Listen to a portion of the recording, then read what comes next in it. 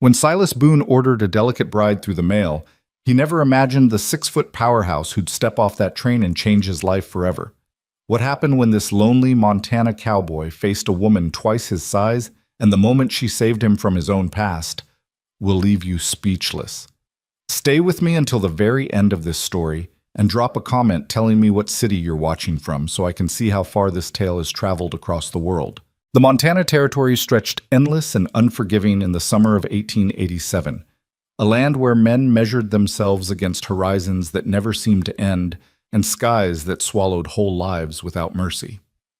In this wilderness of sage and silence, Silas Boone had carved out an existence that most would call lonely and he'd call necessary, a small ranch tucked against the foothills where the only voices he heard belonged to cattle, wind, and the ghosts that visited him in the dark hours before dawn. Silas wasn't a tall man. At 5'6" in his boots, he'd long ago accepted that the world looked down on him in more ways than one. His frame was wiry, built for endurance rather than impression, and his face, weathered by 32 years of Montana sun and sorrow, rarely showed what lived beneath. He spoke little because words had failed him once when they mattered most, and in the years since, silence had become his most faithful companion. But silence, he'd discovered, made poor company on winter nights when the wind howled like wounded animals, and memories came calling with their cold fingers and colder truths. It was desperation, not hope, that drove him to the matrimonial column in the Helena Weekly Herald that February. He'd sat at his rough-hewn table for 3 hours, lamp burning low, trying to compress a lifetime of loneliness into words that wouldn't scare away whoever might read them. The result had been painfully simple. Quiet rancher, 32, seeks kind, gentle woman who loves pie and wildflowers. Must not mind isolation. Write to Silas Boone, care of Great Falls Post Office, Montana Territory. The responses had been few. Most women, it seemed, had little interest in marrying a man who advertised his own insignificance so plainly. But one letter had stood out, written in a careful, elegant hand on paper that smelled faintly of lavender. Dear Mr. Boone, it had begun. Your advertisement spoke to something in my heart. I too know what it means to live quietly, to find beauty in simple things. A good pie crust, the way wildflowers push through hard ground. I believe kindness matters more than crowds, and gentle hearts survive best away from harsh judgment. If you're willing to take a chance on a woman who has known disappointment but not defeat, I would be honored to correspond further. Yours in hope, Nora Bell Hutchins. Over the next 4 months, letters had flown between them like birds carrying spring. Nora wrote of her love for baking, her talent for needlework, her quiet disposition. She described herself as a woman of simple tastes and simpler pleasures, who dreamed of a home where she might finally belong. She spoke of loneliness in terms that made Silas's chest ache with recognition. She never mentioned her height, her build, or the fact that she'd been rejected by every man in 3 counties for reasons she'd learned to anticipate before introductions were even complete. Silas, for his part, wrote of his ranch, his cattle, the way sunrise painted the mountains. He confessed his quietness, his preference for solitude, his contentment with a life stripped to essentials. He never mentioned the nightmares, the guilt, or the brother whose grave he visited every Sunday with hands that still shook when he remembered that terrible night 6 years ago. They were 2 people sketching careful portraits of themselves, leaving out the details that might drive the other away. Not quite lying, but not quite telling the full truth either. It was a courtship built on hope and omission, which is to say it was like most courtships, except they'd never laid eyes on each other. By June, they'd agreed to marry. Silas would send money for her train ticket from St. Louis. Nora would arrive on the 17th, and they'd wed that same day in Great Falls before returning to the ranch. Simple, practical, final. The morning of June 17th dawned clear and bright, the kind of day that mocked nervousness with its cheerful indifference. Silas had risen before the sun, unable to sleep, and spent 2 hours bathing in the creek, trimming his beard, and putting on the one good suit he owned, bought for his brother's funeral and worn only twice since. He'd saddled his gentlest mare and hitched his wagon, then made the 12-mile journey to Great Falls with his hat in his hands and his heart somewhere in his throat. The town was bustling with its usual morning commerce. Miners heading to the smelters, ranchers loading supplies, women with baskets moving between the dry goods store and the butcher. Silas tied his horse near the Great Northern Station and tried not to notice the way people glanced at him, then away, as if embarrassed to witness whatever was about to unfold. News traveled fast in small towns. Word of the mail-order bride had spread through Great Falls like wildfire through dead grass. At the saloon, men had placed bets. At the church, women had clucked their tongues. The general consensus seemed to be that Silas Boone, poor, quiet, undersized Silas Boone, was about to make a spectacular fool of himself. He stood on the platform as the morning stretched toward noon, twisting his hat in his hands until the brim went soft. Around him, other people waited. A family bound for Helena, a merchant expecting freight, a cluster of young men hoping to catch sight of whatever unfortunate woman had agreed to marry the smallest rancher in Cascade County. The train's whistle cut through the valley like a knife through prayer. Silas's heart hammered against his ribs as the locomotive rounded the bend, black smoke streaming, metal wheels screeching against the rails in a sound like the world tearing open. The Great Northern's westbound passenger train was 10 minutes early, which felt like either providence or doom, and Silas couldn't decide which. Steam hissed, brakes caught. The train shuddered to a stop with a final metallic groan that Silas felt in his bones. Passengers began to disembark. A minister in black, 2 children chasing each other, a drummer with cases full of patent medicine. Silas scanned each face, looking for delicate features, gentle eyes, the kind of woman who wrote about pie crust and wildflowers in lavender-scented letters. Then she stepped down from the third car, and the world stopped. Nora Bell Hutchins was not small. She was not delicate. She was not any of the words she'd used to describe herself in 4 months of careful correspondence. She was enormous. 6 feet tall in her travel boots, she towered over every man on the platform. Her shoulders were broad as a farmhand's, her arms thick with the kind of muscle that came from hard labor, not needlework. She wore a simple gray traveling dress that had clearly been made by someone with more practical skill than fashion sense, cut to accommodate a frame that seemed built for different purposes than the dainty parlors of polite society. But it was her face that made Silas forget to breathe. She was beautiful, not in the soft flower petal way of the women in advertisements, but beautiful the way a mountain was beautiful, or a storm. High cheekbones, strong jaw, eyes the color of honey catching sunlight. Her hair, dark as creek stones, was pulled back severely beneath a plain bonnet, but a few strands had escaped during the journey and curled against her neck. When she smiled, and God help him, she was smiling, a smile that split her face like sunrise over the eastern plains, it transformed her from intimidating to incandescent. She spotted him immediately. Perhaps it was the only man on the platform short enough to make her tower even more obvious, or perhaps it was the sheer terror written across his face, but her eyes locked onto his across 15 feet of Montana dust, and she strode forward with the confidence of someone who'd long ago stopped apologizing for the space she occupied. "You must be Silas Boone," she said, and her voice was like honey poured over gravel, feminine but big, filling the air in a way that made people turn and stare. She stuck out her hand, not daintily, but for a proper shake, the way men greeted each other. "Hello, husband." The crowd snickered.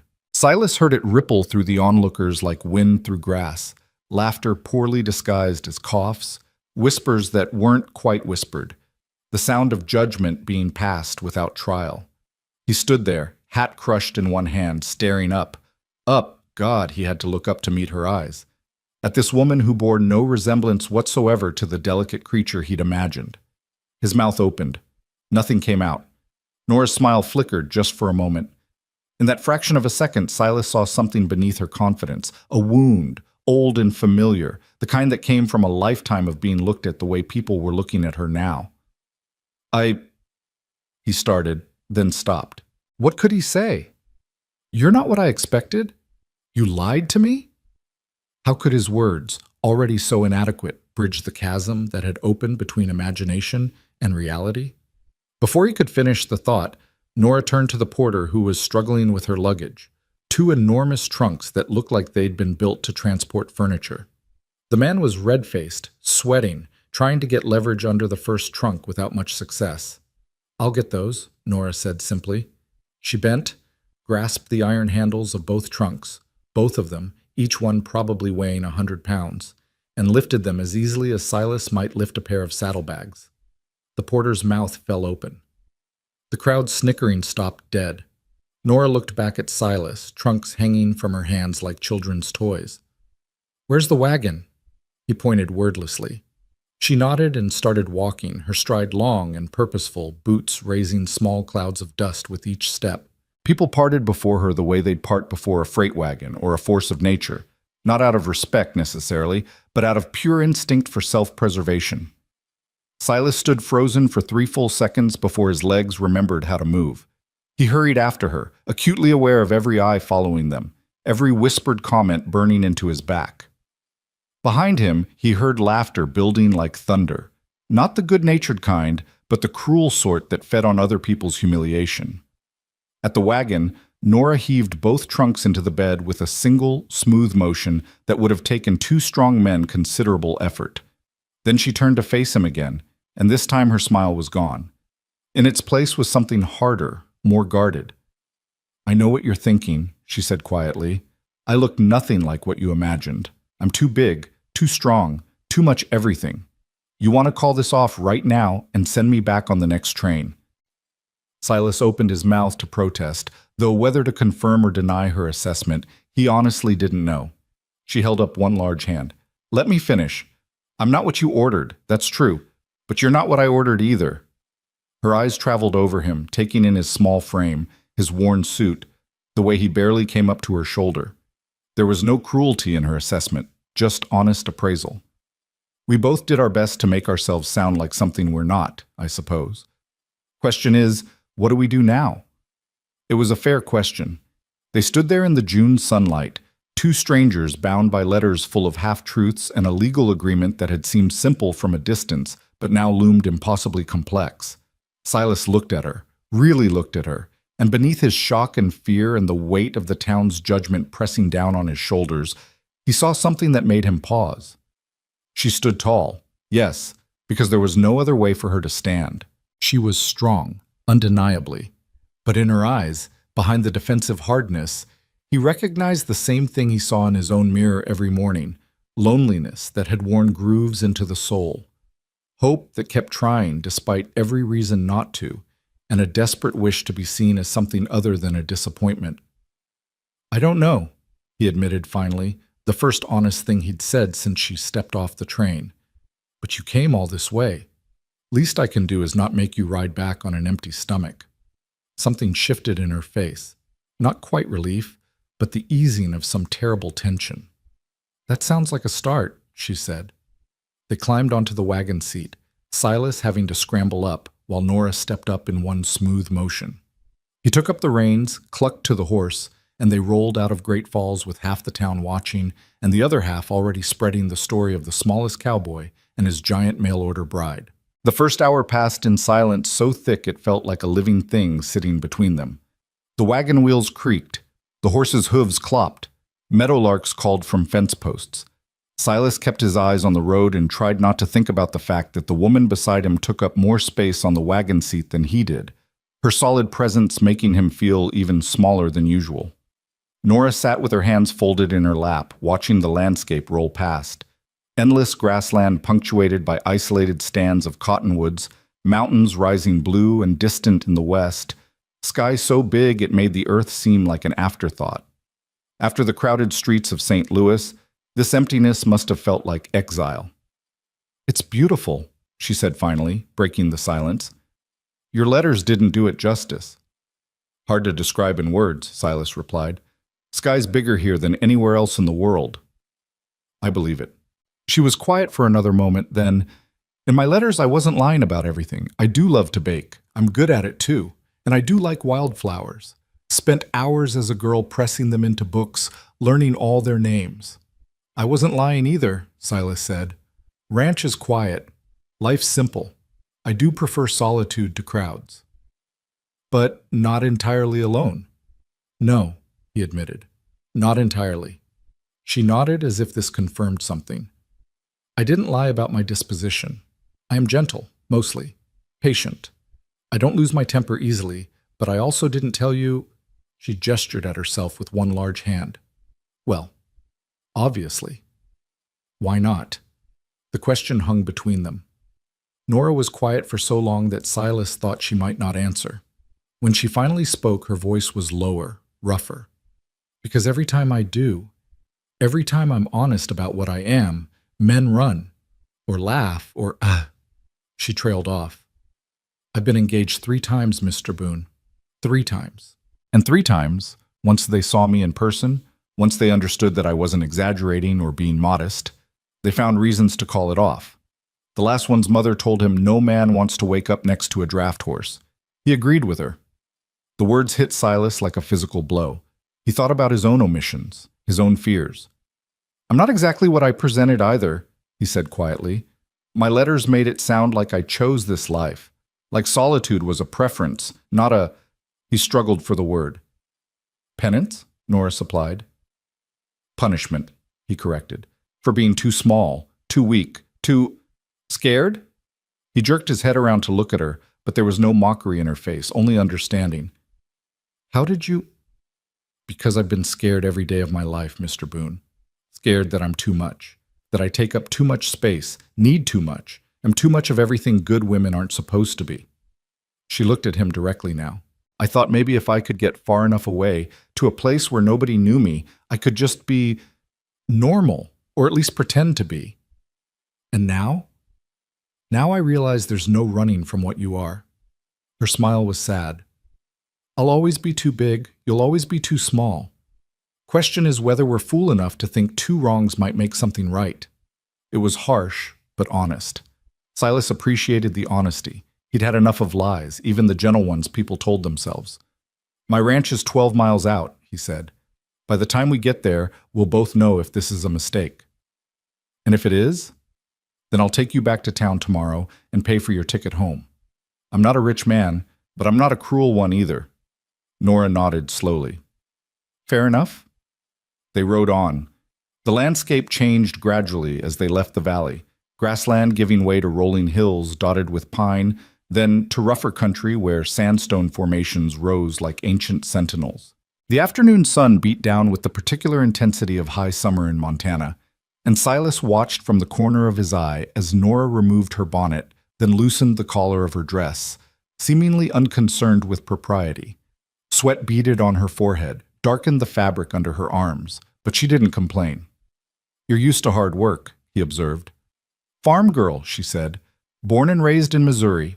My father had wheat fields and a small dairy. I was milking cows and hauling water by the time I was 8. She flexed one large hand. These aren't needlework hands, whatever my letters suggested. But you can sew? Well enough to keep myself clothed. Not well enough to make a living at it, or to impress anybody's mother-in-law. She said this last part with a bitter edge. Silas thought about his own hands, small, work-roughened, scarred from barbed wire and rope burns, and 100 small ranch injuries. My mother died when I was 12, he said. Never had a mother-in-law to impress. I'm sorry. Long time ago. He paused. My father died 3 years later, left the ranch to me and my brother. We worked it together until... He stopped. Until? The word hung there, heavy with an invitation to truth. Silas gripped the reins tighter. Until he died too, 6 years ago. Since then it's just been me. Nora didn't push for details. Instead she said, I'm sorry, that's a lot of alone. It is, he admitted, and suddenly, inexplicably, he wanted her to understand. That's why I wrote to the matrimonial column, not because I wanted a wife exactly, because I was tired of talking to cattle and ghosts. Do the ghosts talk back? More than I'd like. She nodded as if this made perfect sense. My ghosts are different. They tell me I should be smaller, quieter, less. They sound like every man who ever looked at me and saw something wrong instead of something right. Maybe we're haunted by different things, Silas said, but haunted all the same. Maybe, Nora agreed. They crested a rise, and suddenly there it was, Silas's ranch spread out in the valley below. It wasn't much. A small cabin, a barn in need of repair, a corral, a few outbuildings. Cattle grazed on the hillside beyond, maybe 40 head, not enough to make a man rich, but sufficient to survive. A creek ran through the property, lined with willows that provided the only real shade for miles. Nora took it all in silently. Silas tried to see it through her eyes. The isolation, the rough simplicity, the utter lack of anything resembling civilization or comfort. No neighbors within 5 miles, no school, no church, no society, just wind and grass and mountains that watched indifferently as humans struggled against the land's relentless demands. "It's honest," Nora said finally. "Exactly what you described. A place for someone who wants to be left alone." "Or someone who needed to leave and never found a reason to come back," Silas replied. She glanced at him. "Are you talking about you or me?" "Maybe both." They drove down into the valley as the sun started its long slide toward the western peaks. By the time they reached the cabin, shadows stretched long and purple across the grass. Silas helped Nora down from the wagon, or rather, she climbed down herself before he could figure out how to help someone who didn't need it, and together they unloaded her trunks onto the porch. The cabin door stood open as he'd left it. Silas gestured toward it awkwardly. "It's not much. 1 room, mostly. I built a small addition last year, so there's a separate space for sleeping, but..." Nora ducked, literally ducked, through the doorway. At 6 feet tall, she was too large for the frame Silas had built to his own proportions. Inside, she looked around at the space that had seemed adequate for one small man and now appeared almost comically insufficient for her presence. There was a table with 1 chair, a narrow bed in the alcove, a cast-iron stove, shelves holding canned goods and a few books, a single window looking west toward the mountains. Everything was clean but spare, functional but colorless, the home of someone who'd stopped seeing it years ago. Nora turned in a slow circle, taking it all in. When she spoke, her voice was gentle. "It's not made for company." "Neither was I," Silas admitted. She smiled at that, and for the first time since stepping off the train, it reached her eyes. "Well, Mr. Boone, it seems we're both about to learn some new skills." That night they maintained a careful distance, moving around each other like planets in separate orbits. Nora insisted on cooking. "If I'm to live here, I might as well make myself useful." And produced from her trunk ingredients Silas hadn't seen in years. Real butter, dried fruit, spices that made the cabin smell like something other than loneliness and coffee. She made flapjacks, thick and golden, and scrambled eggs with what appeared to be actual herbs. When she tried to stand up straight while flipping a flapjack, she cracked her head on one of the low beams, a solid thunk that made Silas wince. But instead of cursing or crying, Nora laughed. A real laugh, deep and genuine, that started in her belly and rolled out like thunder across a valley. "Well," she said, rubbing her head, "I guess I know where all the obstacles are now." Silas found himself grinning despite everything. "Might want to catalog them. There's a few more." They ate at the small table, Nora standing, there was only 1 chair, and Silas sitting. The flapjacks were the best thing he'd tasted in 6 years. When he said so, Nora flushed with obvious pleasure. "Food tastes better when it's for someone," she said quietly. After dinner, they negotiated sleeping arrangements with excruciating awkwardness. Nora insisted she could sleep in the barn. "I've slept in worse." But Silas's mother hadn't raised him to put women in barns, mail order or otherwise. Finally, they agreed that she'd take the bed and he'd sleep on bedrolls by the stove. It was temporary, they assured each other, until they figured things out. As darkness fell and they lay on opposite sides of the small cabin, Nora spoke into the shadows. "Mr. Boone?" "Silas," he said. "If we're going to try this, you should call me Silas." "All right, Silas.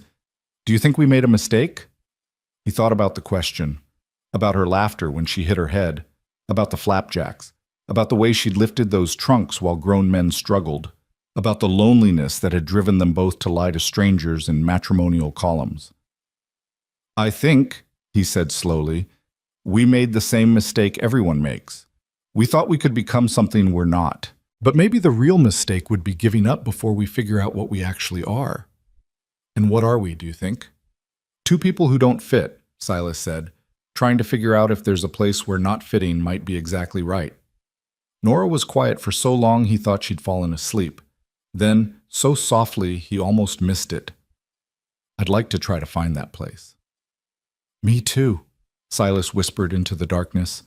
Outside, the Montana night settled in with its symphony of distant coyotes and wind through grass. Inside the cabin, two people who'd never expected to find each other lay awake, separated by 12 feet of rough pine floor and a lifetime of disappointments, wondering if maybe, just maybe, they'd been wrong about what they needed all along. Morning came with the particular golden clarity that only exists in the high country, light spilling through the single window like liquid hope. Silas woke to the sound of someone moving around the cabin. Nora, already up, trying to be quiet, and failing because she was simply too large for quiet movements in a space designed for someone half her size. He watched her through half-closed eyes as she tried to navigate making coffee without hitting her head again, bending and adjusting and finally just kneeling by the stove because it was easier than constant ducking. There was something both heartbreaking and deeply practical about the way she'd already learned to accommodate the space rather than expecting it to accommodate her. "I'm awake," he said finally. "You don't have to whisper." She looked over her shoulder, and he was struck again by how beautiful she was when she smiled. "Old habit. My father always said I moved like a bull in a tea shop. Learned early to try for quiet." "This is a ranch," Silas said, sitting up. "Bulls are welcome here." It was meant as a joke, but Nora's expression shifted into something complicated. "We'll see how welcome I am when your neighbors get a look at me. How long before they start asking what possessed you to marry a woman who could probably pick you up and carry you around like a sack of flour?" "Could you?" "What?" "Pick me up like a sack of flour." She stared at him. "I suppose so. I mean, you don't weigh much more than—" She stopped. "Are you testing me?" "Curious," Silas admitted. "I weigh about 140. That much?" Nora's laugh was surprised and genuine. "I've hauled hay bales heavier than that, Silas Boone." "Huh," he said, standing and reaching for his boots. "That's actually impressive." "It's mortifying," she corrected. "No man wants a wife who's stronger than him." "Maybe no man you've met before," Silas replied. Then, because he could see she didn't believe him. "Look, I'm not saying I'm happy about being small. I'm not. I've spent my whole life being underestimated, ignored, or just plain looked past. But I learned a long time ago that strength comes in different shapes. You're strong with your back and arms.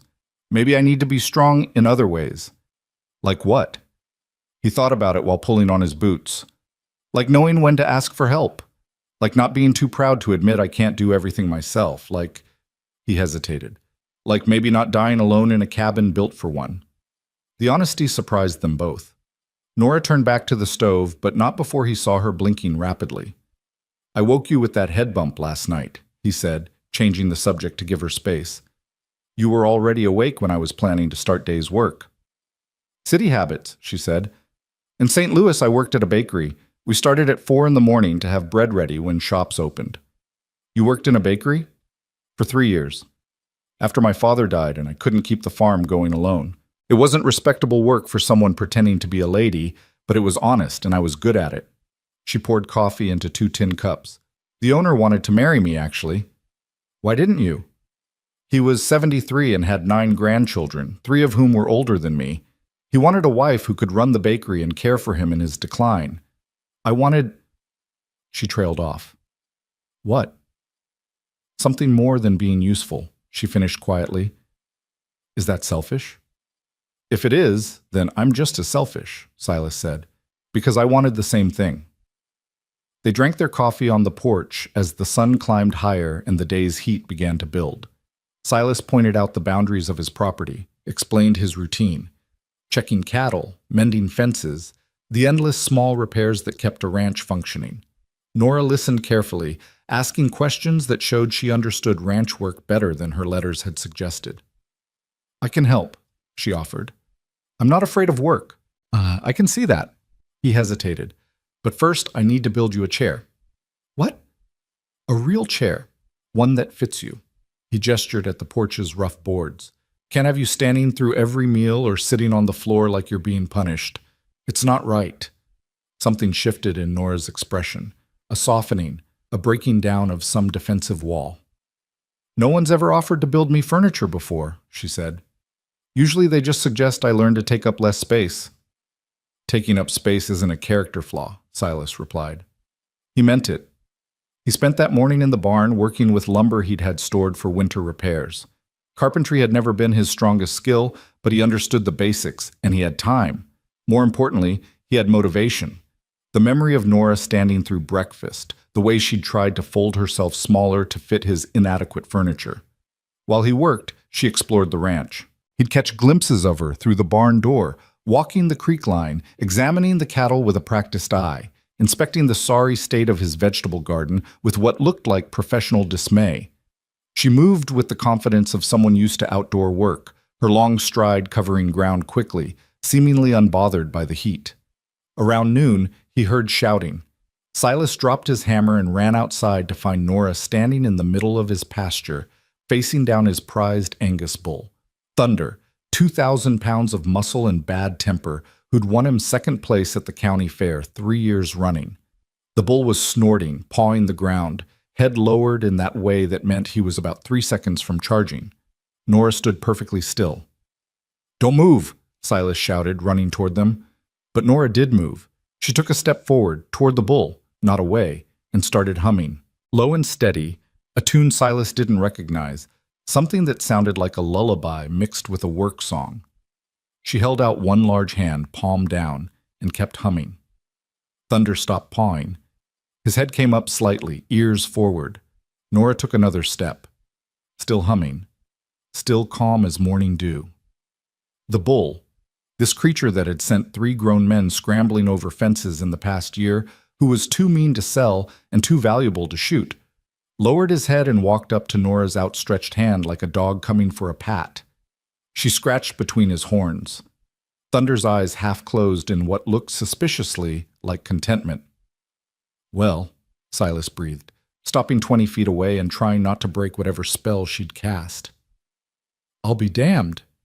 Nora glanced over at him, still scratching the bull's massive head. "He's not mean. He's just misunderstood. Probably been handled rough, treated like a threat instead of a creature with feelings. He gored a fence post last month because someone scared him or made him feel trapped." She kept her voice low, soothing. "Animals are simple, Silas. They respond to how you treat them. You come at them with fear, they give you fear back. You come at them with calm." She shrugged. "They remember what calm feels like." Thunder made a sound that was almost a purr, if a 2,000-pound bull could purr. "How did you learn that?" Silas asked, approaching slowly now that the danger seemed past. "Same way I learned everything else. Trial and error, mostly. When you're my size, animals either fear you or trust you completely. There's no middle ground." She gave Thunder a final pat and stepped back. The bull watched her go but didn't follow, just stood there looking almost disappointed that the attention had ended. "That," Silas said, "was either the bravest or the most foolish thing I've ever seen." "Probably both," Nora admitted. "But your bull was distressed about something. I could hear him bellowing from the creek. Figured I should see what was wrong before he hurt himself or your fences." They walked back to the barn together, Thunder following at a respectful distance like a pet rather than a threat. Silas kept glancing between the bull and the woman, trying to reconcile what he'd just witnessed with everything he thought he knew about cattle and courage. "In your letters," he said finally, "you mentioned being gentle. I thought you meant—" He gestured vaguely. "You thought I meant delicate, sweet, dainty?" Nora's smile was knowing. "I meant I understand gentleness as strength, not weakness. I meant I know how to handle things bigger and stronger than me without breaking them or myself. That's not what most people mean by gentle." "I'm not most people," she replied. "I thought we'd established that." They had. And standing there in the Montana sunlight with his supposedly vicious bull following this enormous woman like she was the Pied Piper of cattle, Silas felt something shift in his chest. Not love, not yet, but the first green shoot of possibility, pushing up through hard ground the way Nora had described wildflowers doing in her letters. Maybe, he thought, 2 people who didn't fit anywhere else might fit together after all. Not because they were perfect, but because they'd both learned that survival sometimes meant becoming something entirely different than what the world expected, and strong enough to live with the consequences. That evening, when the sun had mellowed into long amber light that painted everything golden, Silas carried the chair he'd built out to the porch. It wasn't fancy, rough pine planed smooth, joints reinforced with extra dowels, seat wide enough for Nora's frame and back tall enough to support her properly. He'd carved nothing decorative into it, added no embellishments. It was simply a chair built for the person who would sit in it, honest in its purpose. Nora came around from the garden where she'd spent the afternoon pulling weeds and replanting vegetables with the kind of systematic efficiency that suggested she'd done it 1,000 times before. She stopped when she saw what he'd set on the porch, her hands still dirty from the soil, her face showing the kind of surprise that comes when someone expects nothing and receives something. "You built it," she said softly. "Said I would." Silas gestured toward it. "Go on. Make sure it holds." She approached the chair the way someone might approach something holy or breakable, with a carefulness that made Silas's throat tight. When she lowered herself onto it, slowly, as if expecting it to collapse or protest, and it held without creaking, without complaint, without making her feel like she needed to apologize for existing, something in her face crumpled. "It fits," she whispered. "It actually fits." "Of course it fits. Built it for you, didn't I?" But Nora was shaking her head, and when she looked up at him, her eyes were bright with tears she was trying hard not to shed.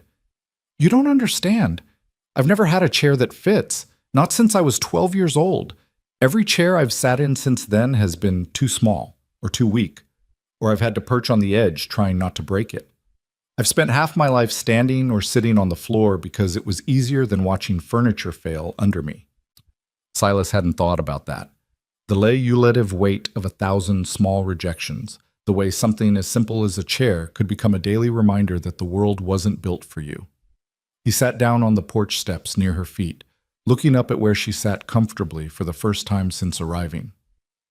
"First chair that doesn't make me feel too much," she murmured, running her hand along the armrest. "That's a gift I didn't know how to ask for." "You shouldn't have to ask," Silas said. "People should just pay attention." They sat together as twilight deepened, watching the valley fill with shadows and the first stars prick holes in the darkening sky. Somewhere across the pasture, thunder lowed contentedly. Night birds called to each other in languages older than human settlement. The creek whispered its endless conversation with stones. "Tell me about your brother," Nora said finally. "You mentioned him yesterday, said he died 6 years ago." Silas felt his whole body tense. It was the question he'd been dreading and expecting in equal measure, the wound he'd spent 6 years trying not to probe. But Nora had been honest with him about her rejections, her humiliations, the casual cruelties that had shaped her. Maybe he owed her the same. "His name was James," he started, the words coming slow and painful, like pulling arrows from old wounds. 3 years older than me. Bigger, stronger, better at everything ranching required. Our father always said James got the size and I got the sense, but that was just kindness talking. James had sense too, more than I did anyway. "You worked the ranch together?" "From the time we were boys until the night he died. We were a good team. He could do the heavy work, I handled the books and the planning. Made a whole person between us," our father used to joke. Silas picked at a splinter on the porch step. "After our parents died, it was just the two of us.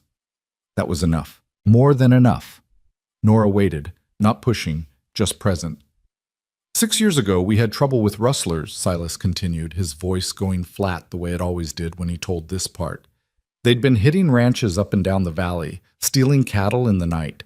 Everyone knew they'd come for us eventually. We weren't big enough to post guards, weren't rich enough to hire protection. James said we should take turns staying awake, watching. I was supposed to take first watch that night. The stars were fully out now. The Milky Way spilled across the sky like someone had kicked over a bucket of light. Silas kept his eyes on those stars because looking at Nora, at her sympathy, would break something inside him that needed to stay whole. "I fell asleep," he said simply.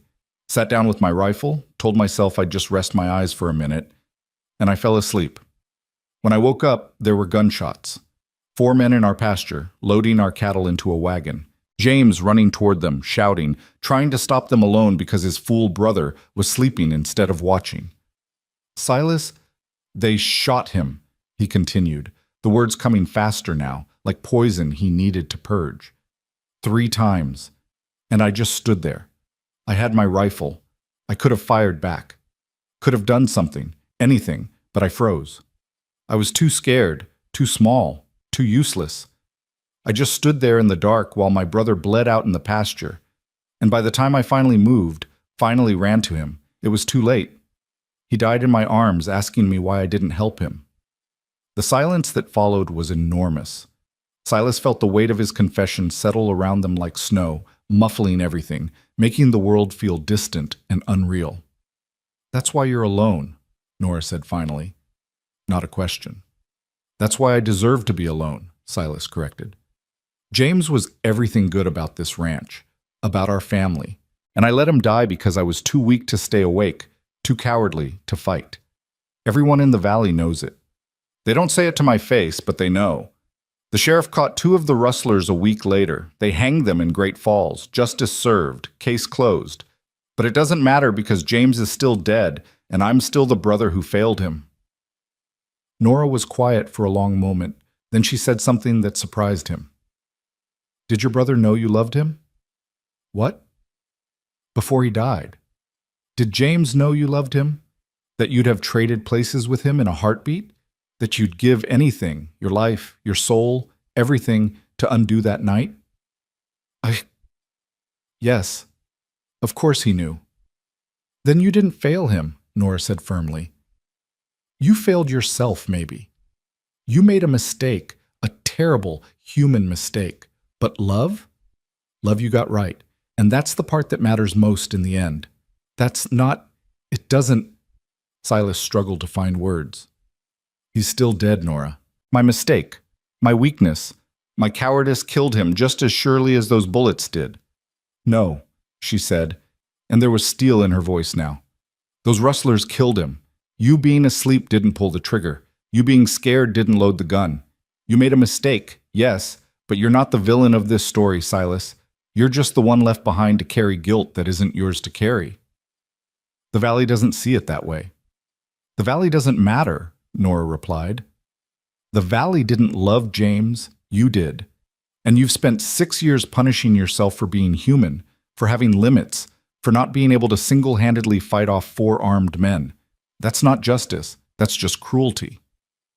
Silas felt something crack inside his chest, some barrier he'd built between himself and grief, between guilt and grace.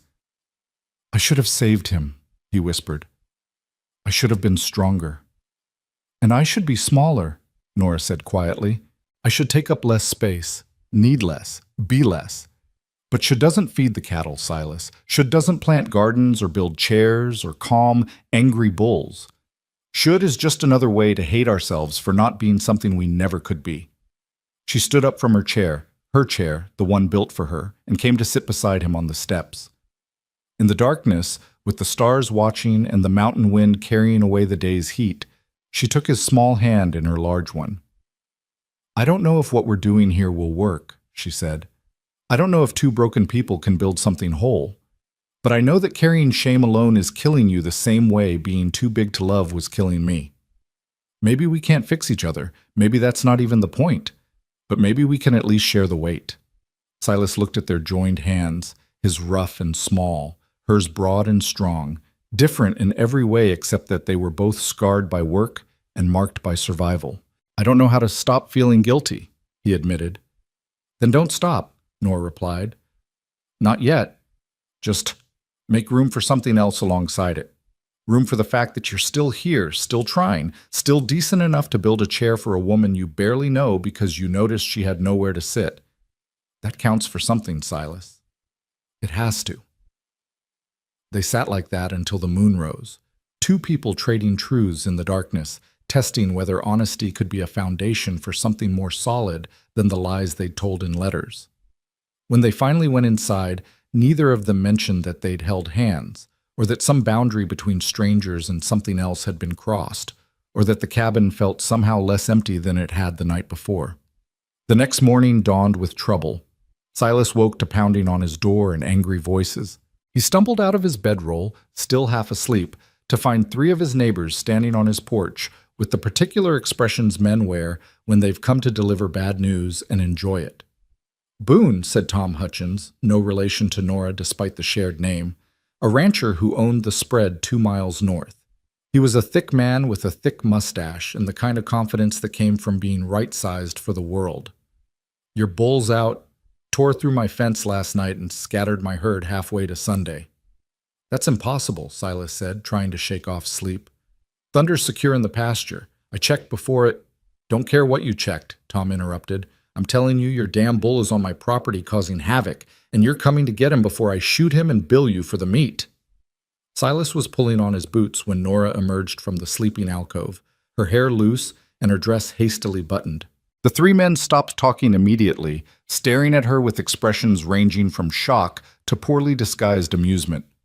Lord Almighty, breathed Pete Morrison, the youngest of the 3. The stories weren't exaggerating. Shut your mouth, Pete, Tom said, but his eyes were on Nora too, assessing, judging. Mrs. Boone, I presume? Miss Hutchins, Nora corrected coolly. We haven't formalized the marriage yet. And you are? Tom Hutchins, your neighbor to the north. These are Pete Morrison and Frank Chen. We've come about Boone's bull. I heard, Nora said. I'll come with you. That's not, Tom started. I said I'll come with you, Nora repeated, and there was something in her voice that ended the discussion. Give me 2 minutes to make myself presentable. She disappeared back into the alcove. The 3 men looked at Silas with expressions he'd learned to read years ago, pity mixed with mockery, the particular look men give other men who've failed at something basic like choosing an appropriate wife. You actually went through with it, Pete said, trying for a joking tone and missing. Married the giantess.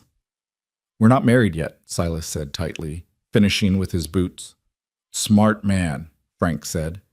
He was the oldest of the 3. A Chinese immigrant who'd worked his way up from railroad labor to ranch ownership through sheer determination. Normally, Silas respected him, but right now Frank was looking at him with something close to pity.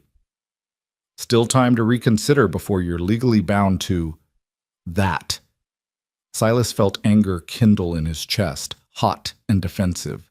That is a woman with a name and more courage than any of you showed when you didn't bother helping track down the men who killed my brother. The silence that followed was sharp enough to cut. Tom's face reddened. Pete looked away. Frank, at least, had the decency to look ashamed.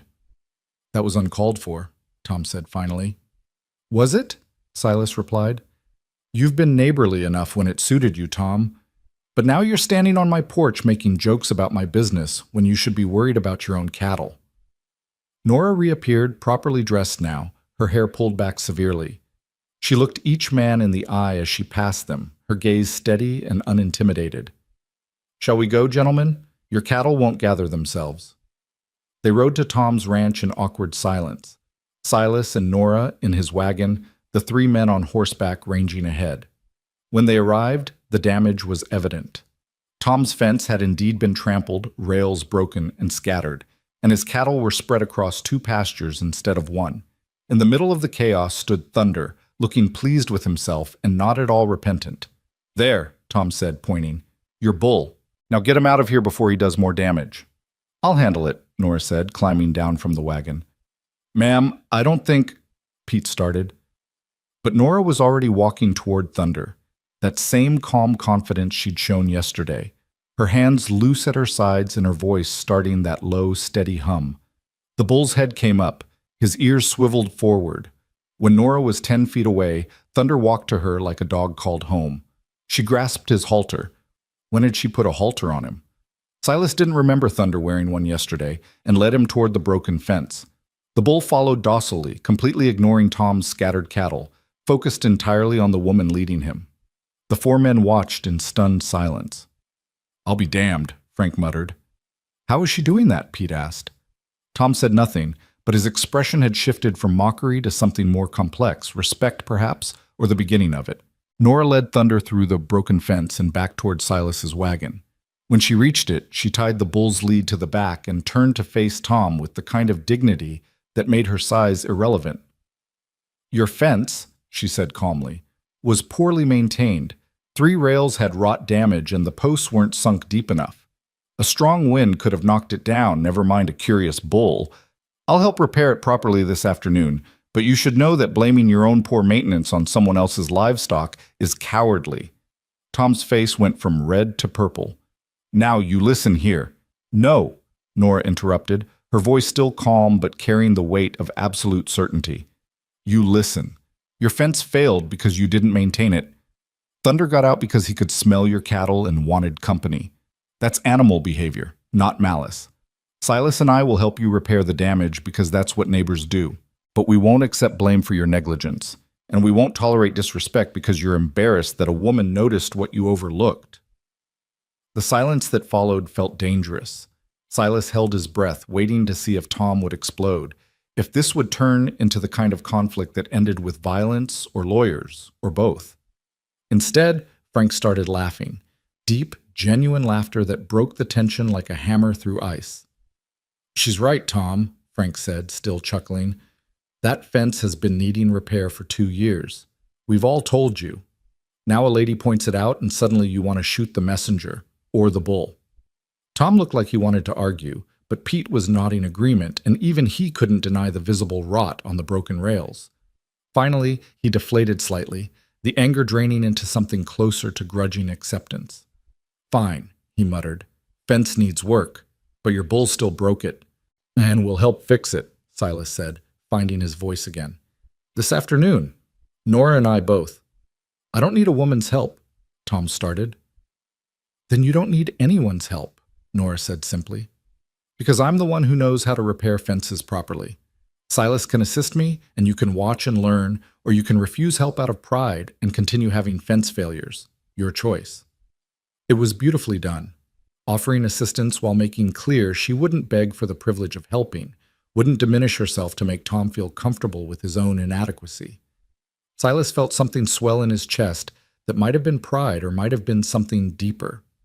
Tom looked at his friends for support and found none. Finally, he nodded once, sharp and begrudging. Afternoon then, and I suppose I spoke hastily earlier, about the bull. It wasn't an apology, not really, but it was as close as men like Tom Hutchins got to admitting fault. They returned to Silas's ranch with Thunder trailing contentedly behind the wagon. Once the bull was secured, in a reinforced section of fence that Silas now realized probably needed work itself, Nora started gathering tools and materials for the afternoon's repairs. You didn't have to do that, Silas said as they worked. Defend me, I mean, or offer to help Tom after he insulted us both. Yes, I did, Nora replied, testing the weight of a post-hole digger. Not because you needed defending, you handled yourself fine, but because people like Tom need to learn that being wrong isn't the end of the world, and accepting help from unexpected sources isn't weakness. He called you a giantess. He did, she agreed calmly. Pete did, actually. Tom just thought it. But I've been called worse by better people, Silas. Words only have the power you give them. Doesn't it hurt? She paused, considering. Of course it hurts. Every time. But I can either spend my life hurt by what people say, or I can spend it proving them wrong by living well despite their opinions. The second option seems more productive. They loaded the wagon with tools and fresh-cut rails from Silas's stockpile. As they worked, Silas found himself watching Nora with new appreciation. The efficient way she moved, the practical knowledge she clearly possessed about ranch work, the quiet strength that had nothing to do with muscle and everything to do with refusing to be diminished. That story you told last night, Nora said as they worked. About your brother. Have you ever told anyone else? The sheriff. Had to, for the investigation. I mean really told. The way you told me, with the guilt and the fear and the parts that make you feel small. Silas shook his head. Wasn't anyone to tell. And even if there was, what man wants to admit he was too cowardly to save his own brother? A man who's honest, Nora replied. A man who understands that courage isn't the absence of fear, it's acting despite it. You froze once in a moment of terror. That doesn't define your whole life unless you let it. Easy to say. Nothing about it is easy, she countered, but necessary things rarely are. They arrived at Tom's ranch to find him and his two friends already working on the fence, or rather, arguing about how to work on it. When Nora approached and began giving clear, specific instructions, this post needed replacing entirely, that rail could be salvaged if they reinforced it here, the whole line needed to be realigned to account for the slope. The men gradually stopped arguing and started listening. Silas watched something remarkable happen over the next 3 hours. Nora didn't just fix Tom's fence, she taught him why it had failed and how to prevent future failures. She explained the principles of load distribution, showed him how to test for rot, demonstrated proper post-setting techniques. And Tom, despite his initial resistance, began to listen. Not because she demanded his attention, but because her competence was undeniable. By late afternoon, when the fence stood straight and strong with new rails gleaming pale against weathered wood, even Tom had to admit it was better than what had been there before. "You learned this from your father?" he asked Nora as they packed up tools. "Learned it from necessity," she replied. "When you're a woman alone trying to keep a farm running after your father dies, you learn quick or you starve. I learned." Tom nodded slowly, something shifting in how he looked at her. Not admiration yet, but at least respect. "Well, thanks for the help, both of you." It was small, but it was something. Riding home in the twilight, with Thunder secured properly in his pasture and Tom's fence standing strong behind them, Silas felt lighter than he had in days. Maybe years. "You were magnificent today," he said quietly. Nora glanced at him, surprised. "I fixed a fence, Silas. Nothing magnificent about it." "You fixed more than a fence," he replied. "You fixed the way Tom looked at both of us, at me, for bringing you here, at you, for being who you are. That's not nothing." She was quiet for a moment, then, "Do you regret it? Bringing me here?" "No," Silas said, and realized he meant it completely. "I regret lying in my letters about what I wanted. I regret making you feel like you had to lie too, but I don't regret that you came. Not anymore." "Anymore?" "I was terrified when you stepped off that train," he admitted. "Terrified of what people would think, what it meant about me that I couldn't attract someone more conventional. But these past 2 days, watching you with Thunder, with Tom, with everything this place throws at you, I'm starting to think maybe I got exactly what I needed, even if it wasn't what I thought I wanted." Nora's smile was small but genuine. "That might be the nicest thing anyone's ever said to me." "Then people haven't been paying attention." They reached the ranch as full dark settled in, the cabin windows glowing warm with lamplight Silas had left burning that morning. For the first time since James died, coming home didn't feel like returning to a mausoleum of grief. It felt like coming home to something living, something that might grow into more than just survival. That night, after a simple dinner and quiet conversation about fence repair and bull behavior, they sat together on the porch, Nora in her chair, Silas on the steps, and watched the stars wheel overhead. "Tell me something true," Nora said suddenly. "Something you've never told anyone." Silas thought about it. "I'm afraid," he said finally. "Every day. Afraid I'll fail again like I failed James. Afraid I'm not strong enough or big enough or brave enough for this life. Afraid that one day something will happen that requires more than I can give, and someone else will die because I'm not enough." "That's not fear," Nora said gently. "That's trauma. Fear passes. Trauma lives in your bones and tells you lies about who you are." "What lies does yours tell you?" She considered. "That I'm unlovable. That taking up space is a sin I'll spend my life apologizing for. That the reason men reject me isn't about them or their limitations. It's because there's something fundamentally wrong with me that I can't fix by wanting hard enough." "Those are lies," Silas said firmly. "So are yours," she replied. They sat with that truth between them, two people beginning to see each other clearly, scars and all, and choosing not to look away. "I think," Nora said slowly, "that maybe we could help each other tell better stories, not about being perfect or fixed, but about being enough exactly as we are." "I'd like that," Silas replied. "I don't know how, but I'd like to try." "Then that's where we start," Nora said. "With trying, with being honest, with building chairs and fixing fences and calming bulls and all the small, ordinary ways people show up for each other." Somewhere in the darkness, Thunder lowed contentedly in his reinforced pasture. The creek sang its endless song. The Montana night wrapped around them like a blanket, vast and indifferent, and somehow, in its very vastness, forgiving. Inside the cabin, two beds waited, still separate, still maintaining that careful distance of new acquaintance. But on the porch, their hands found each other in the darkness, and for a moment before they went inside, they held on like people who'd been drowning and suddenly found solid ground. It wasn't love yet. But it was the foundation love might grow from if they could learn to be honest and gentle with each other's wounds, if they could make space for healing alongside their fear, if they could accept that two imperfect people might build something stronger than either could manage alone. That night, lying in their separate spaces, neither of them slept right away.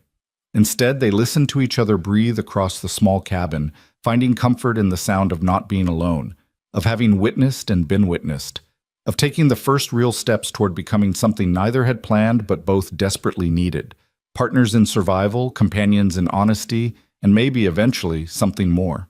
The days that followed Tom's fence repair brought a shift in how the valley saw them, subtle but unmistakable.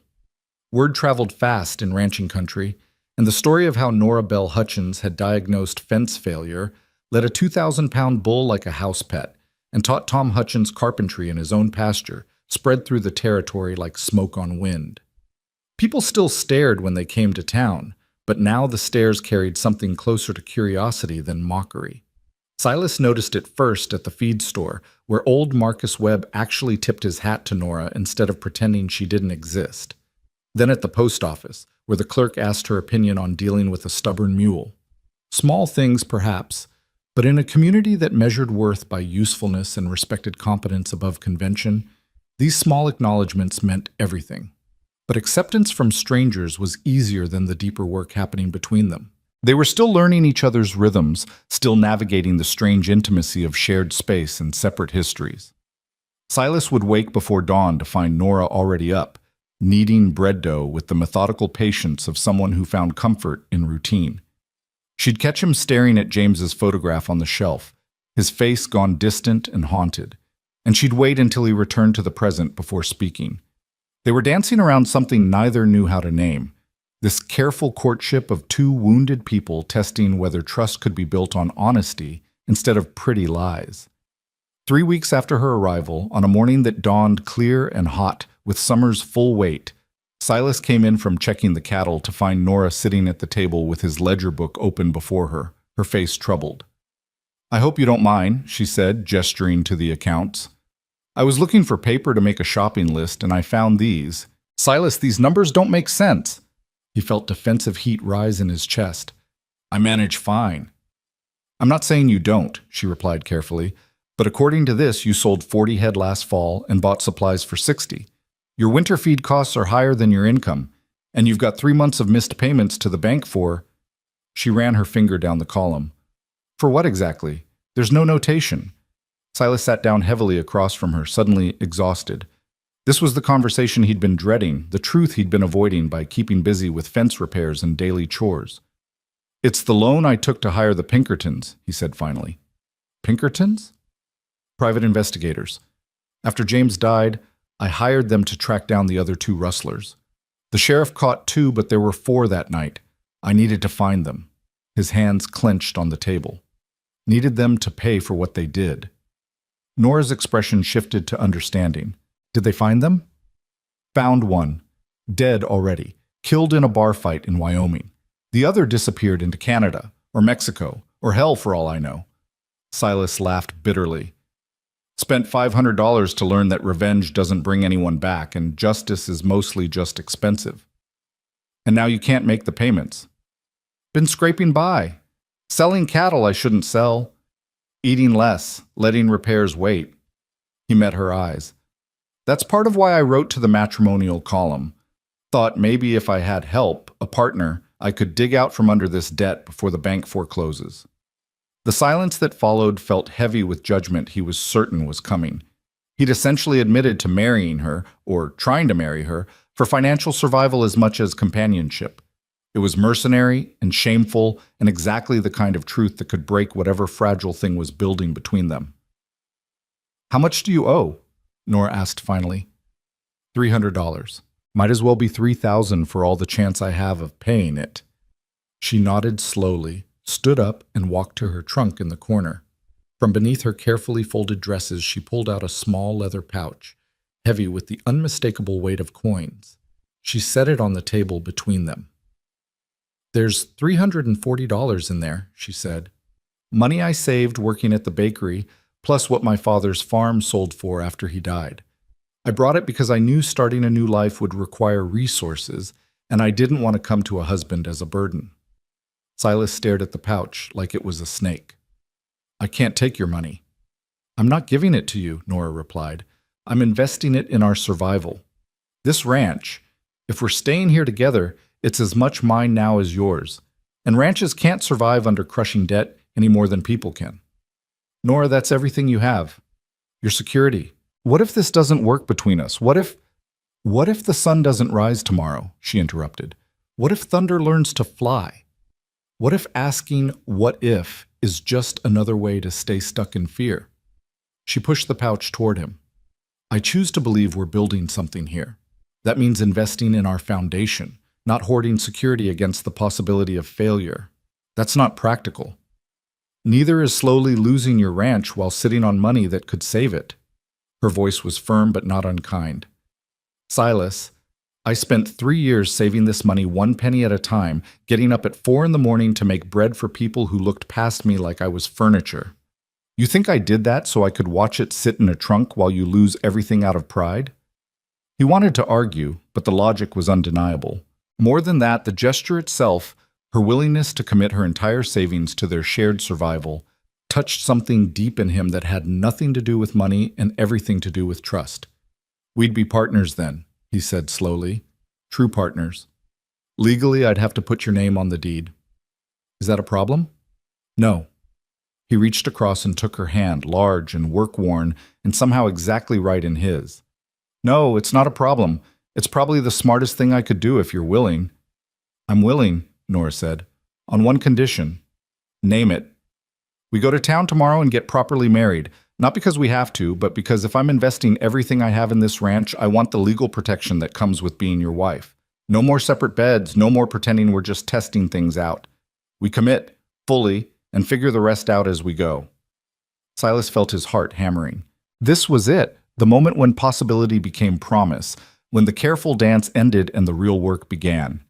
He could say no, could insist they needed more time, more certainty, more proof that two broken people could build something whole.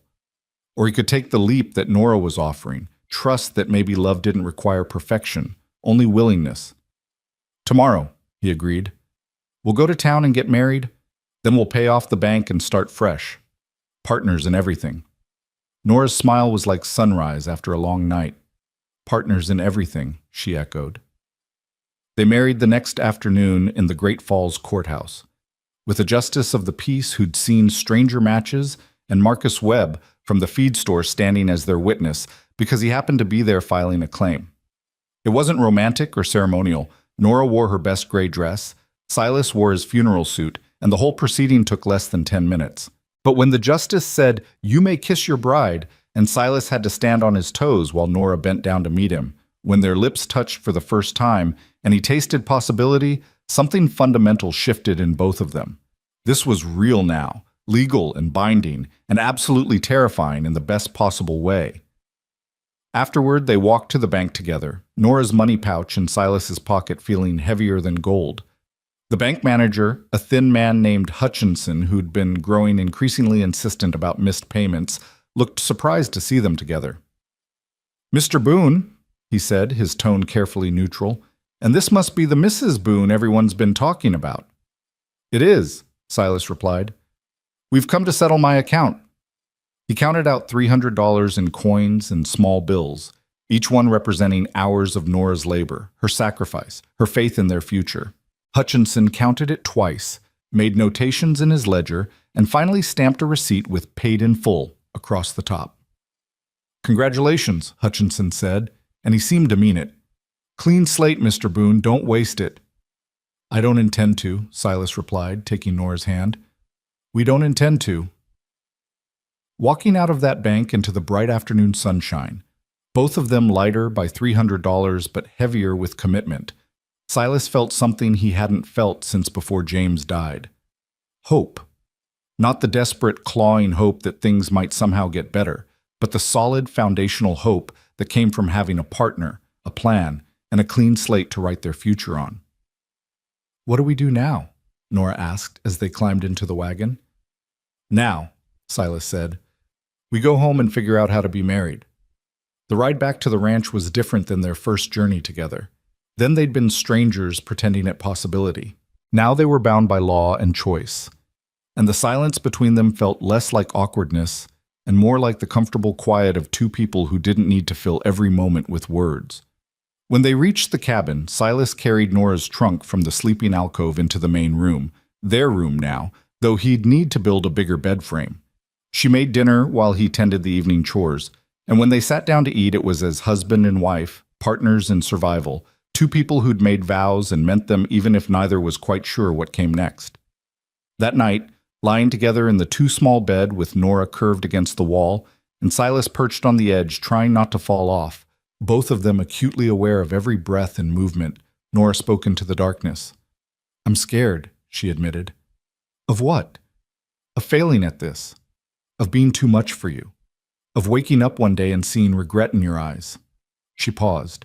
"Of you seeing who I really am and deciding I'm not worth the investment." Silas rolled over carefully to face her, though in the darkness he could barely make out her features. "I'm scared too," he said. "Scared I'm not enough. That I'll fail you the way I failed James. That my weakness will cost you everything you've given up to be here." "Then we're both scared," Nora said softly. "Maybe that's all right. Maybe courage isn't the absence of fear. It's being scared and choosing each other anyway." "I choose you," Silas whispered. "Every version of you. Too big, too strong, too honest. All of it." "I choose you too," she replied. "Too small, too haunted, too good at building chairs that fit. Every bit." They fell asleep like that, holding each other carefully in the darkness. Two people learning that intimacy wasn't about perfection. It was about showing up scared and choosing each other anyway. The summer wore on, hot and dry, testing the ranch and everyone on it.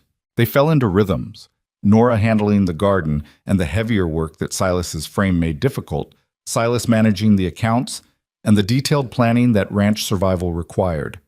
They learned each other's wounds and triggers, learned when to push and when to give space, learned the 1,000 small compromises that turn two individuals into a partnership.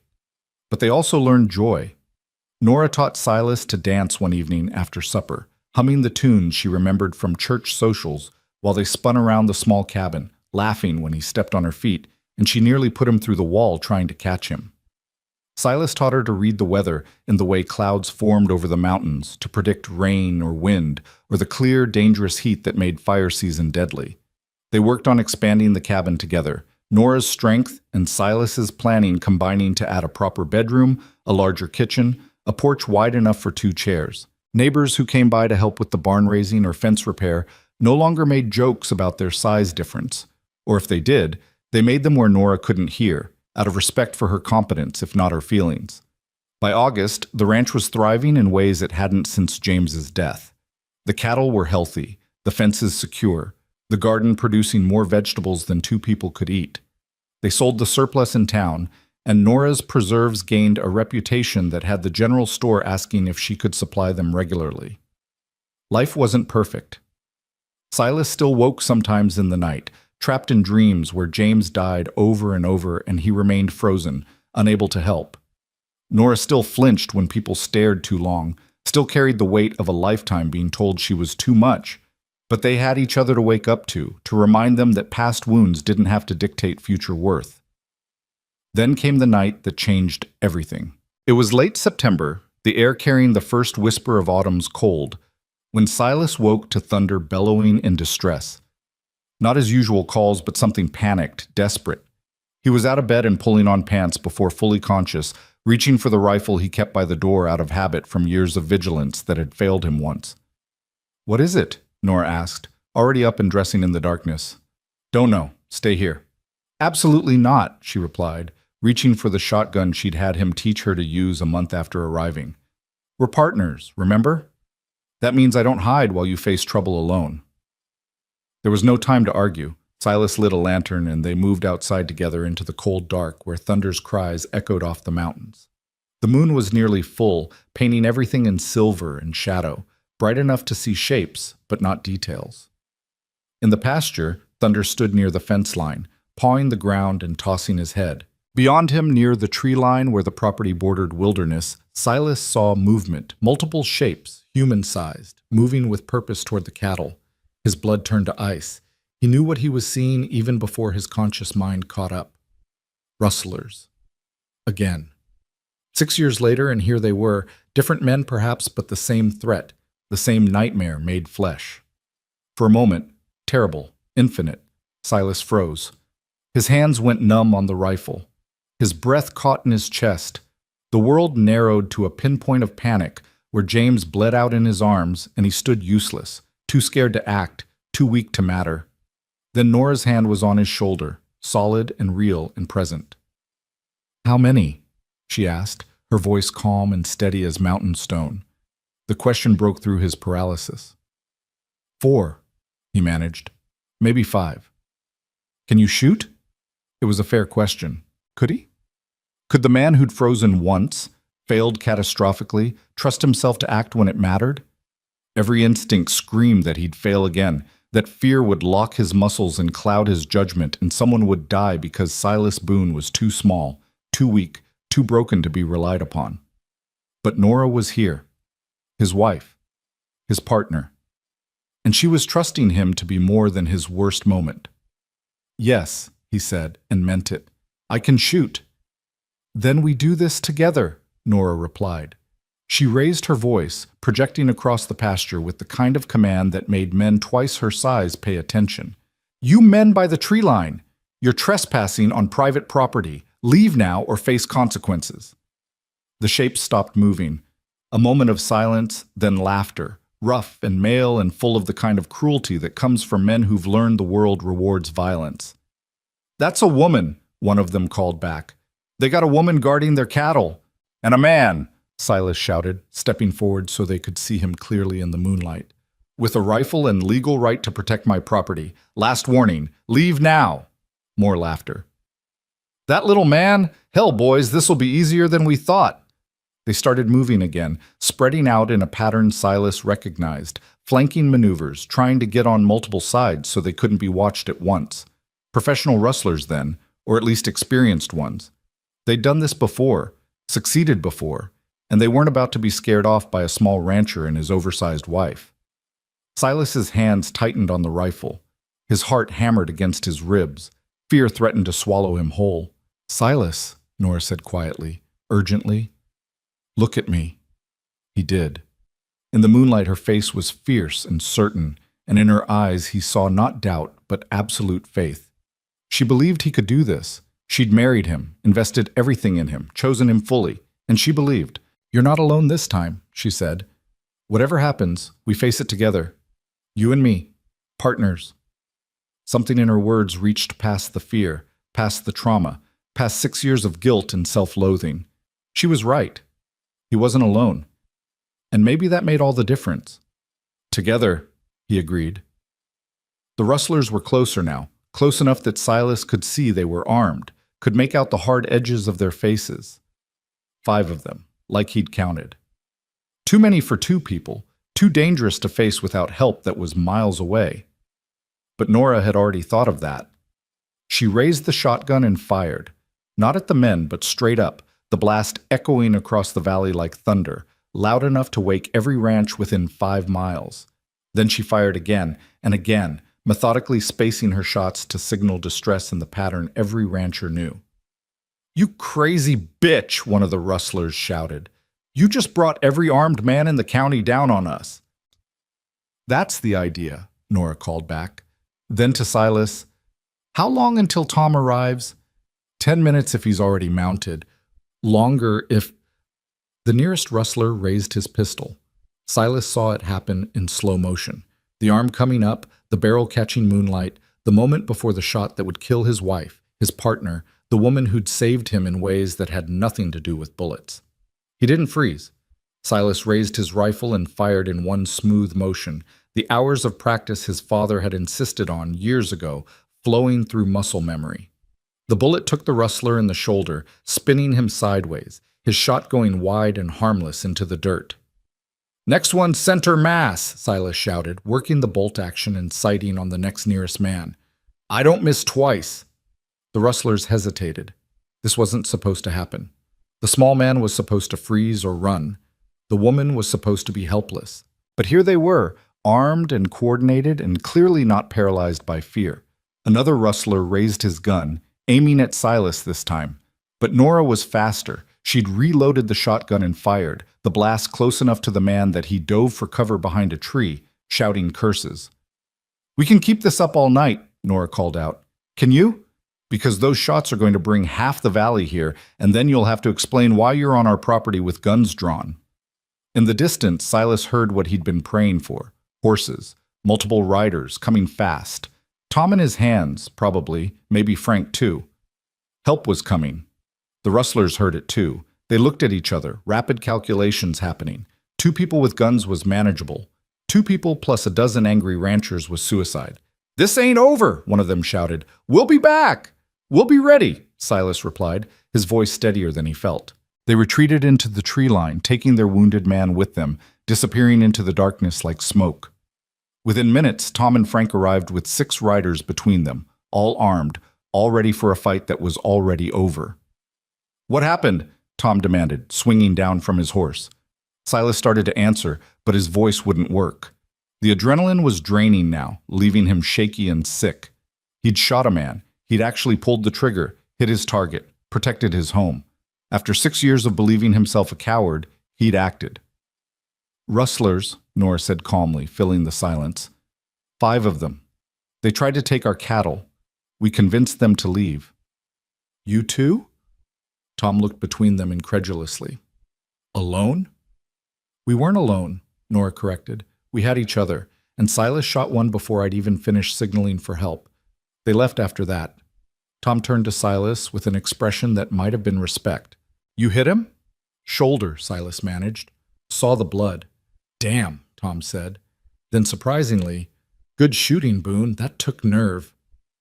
It was the first time since James's death that anyone had acknowledged Silas as something other than the coward who froze. The words hit him harder than he expected, and suddenly he couldn't hold it together anymore. His hands started shaking violently, the rifle nearly slipping from nerveless fingers. Nora took it from him gently. "He needs to sit down," she told Tom. "The danger's past, but the cost is just hitting him now."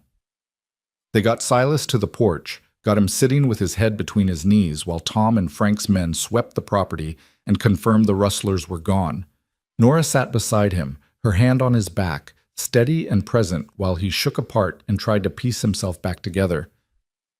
"I did it," he whispered finally. "I didn't freeze. I acted. I shot him." "You protected us," Nora corrected gently.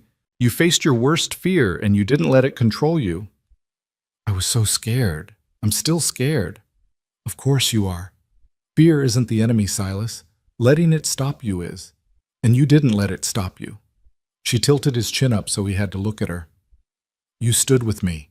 You fought for what's ours. That's courage. That's strength." Tom came back as Silas was pulling himself together. "We'll post watches tonight," he announced. "Take turns. They might be stupid enough to come back." "That's not necessary," Silas started, but Tom cut him off. "Neighbors help neighbors," he said firmly. "That's how we survive out here. You'd do the same for us." He looked at Nora. "Both of you would. Hell, you already have." They organized a watch rotation, 3 men staying through the night, taking shifts. Tom insisted on taking first watch himself, saying he owed them for the fence repair and the dozen other small kindnesses Nora had shown his family in the months since her arrival. When the chaos finally settled and they were alone again in their cabin, Silas and Nora sat in the darkness. Neither of them had thought to break with lamplight. The silence between them was full of everything they'd survived, everything they'd proven. "I thought I'd freeze again," Silas said finally. "Thought that when it mattered, I'd be the same useless coward I was 6 years ago." But you weren't, Nora replied. No, because of you. Because you believed I could do it, and that belief made it possible. You did it yourself, Silas. I just reminded you that you could. He turned to her in the darkness. The rustlers. That man whose mother called you a draft horse. Your fiancés who left. Every person who made you feel too big or too much. They were all wrong. You're not too anything. You're exactly enough. You're everything. He heard her breath catch, heard the emotion she was trying to hold back. Don't make me cry, she whispered. I'm trying to be strong.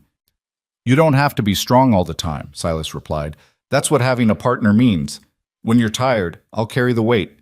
When I'm scared, you'll remind me I'm brave.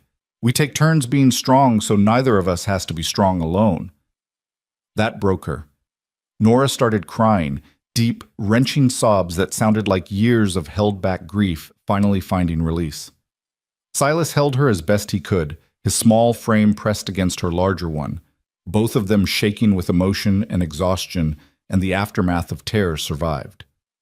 Outside, Tom stood watch in the darkness, protecting their property.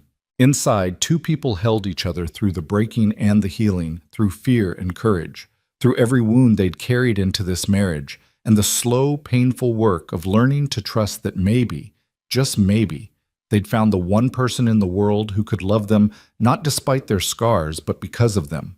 Because those scars told the story of survival, and survival was the foundation everything else could build on. When they finally climbed into bed, exhausted and wrung out, they lay tangled together without awkwardness or distance. The space between them had closed somewhere between the rustler's retreat and this moment, replaced by something solid and true. I love you, Silas whispered into her hair. I love you too, Nora replied. My brave, strong, perfect-sized husband. They fell asleep like that. Two people who'd faced their worst fears and discovered they were stronger together than fear could make them weak apart. And outside, the Montana night kept its vigil, stars wheeling overhead, mountains standing eternal, the valley holding its breath for whatever came next. Morning came too soon, pale light filtering through the curtains Nora had sewn last month, turning the bedroom soft and golden despite the harsh reality waiting outside. Silas woke to find her already dressed, standing at the window with her arms crossed, watching Tom and his men ride out after their night watch. Her face was troubled in a way that made his chest tighten. They'll come back, she said without turning around. Those men, they're not the type to let humiliation stand. Silas sat up, every muscle in his body aching from tension he'd carried through the night. I know. So what do we do? Post guards every night for the rest of our lives? Live in fear waiting for them to try again? She finally turned to face him, and he saw exhaustion in her eyes that had nothing to do with lost sleep. I didn't come all this way to spend my life looking over my shoulder. Neither did I, Silas admitted. He thought about the years after James died, the way fear had become his constant companion, how it had poisoned everything until he'd barely been living at all. But I also won't let what happened to James happen to you. I can't. Nora crossed the room and sat on the edge of the bed beside him. Then we need to end this. Not hide from it or wait for it to find us again, but actually finish it. How? We don't even know who they were. But the sheriff might, Nora said. The one you shot, you said there was blood. They'll need medical attention, supplies. Men like that leave trails. And this time, she took his hand. This time we go to the authorities properly. We tell them everything. We make sure the whole valley knows these men are here and what they're trying to do. It was practical, logical, and exactly what should have been done 6 years ago if Silas hadn't been too consumed by grief and guilt to think straight. You're right, he said. We ride to Great Falls after breakfast. Tell Sheriff Morrison everything. Let him organize a proper search. They made the journey into town together, Thunder secured in his pasture with Tom's promise to check on the ranch while they were gone. The sheriff's office sat on Main Street between the bank and the general store, a small building that smelled of old coffee and tobacco smoke. Sheriff Morrison was a weathered man in his 50s who'd seen enough of human nature to be unsurprised by most of it, but his eyebrows climbed when Silas and Nora walked in together and told their story. 5 men, you say? Morrison made notes in a ledger that looked older than Silas. And you wounded one? Shoulder shot, Silas confirmed. Left side, high up. He was bleeding when they retreated. That matches, Morrison said slowly. Had a man come into Doc Miller's office this morning just before dawn. Said he'd been in a hunting accident. Mexican fellow, wouldn't give his name, paid cash and left, soon as the doc stitched him up. Doc thought it was suspicious, bullet wounds pretty distinctive from a hunting accident, but the man was gone before he could get word to me.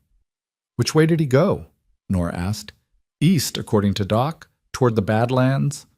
Morrison leaned back in his chair, studying them both. This ties into something bigger. We've had reports from 3 other ranches in the past month. Attempted thefts, suspicious riders, cattle going missing. I've been thinking it's an organized gang working the territory, but I haven't had proof until now. What can we do? Silas asked. You've done it, Morrison replied. You fought back and you came here instead of trying to handle it alone. That's more than most do. Now I can organize a posse, get the territorial marshal involved if needed. These men are getting bold, which means they're getting sloppy. We'll catch them. And until then? Nora's voice was steady, but Silas heard the worry underneath. Until then, you be careful. Keep your weapons close. Don't work the far pastures alone. And, Morrison hesitated, I know this isn't what you want to hear, but consider staying in town for a few days. Let them think the place is empty. See if they're stupid enough to try again when we can catch them in the act. Silas wanted to refuse immediately. The ranch was his home. Walking away felt like surrender. But Nora's hand on his arm stopped him. That's not a bad idea, she said quietly. We can stay at the boarding house.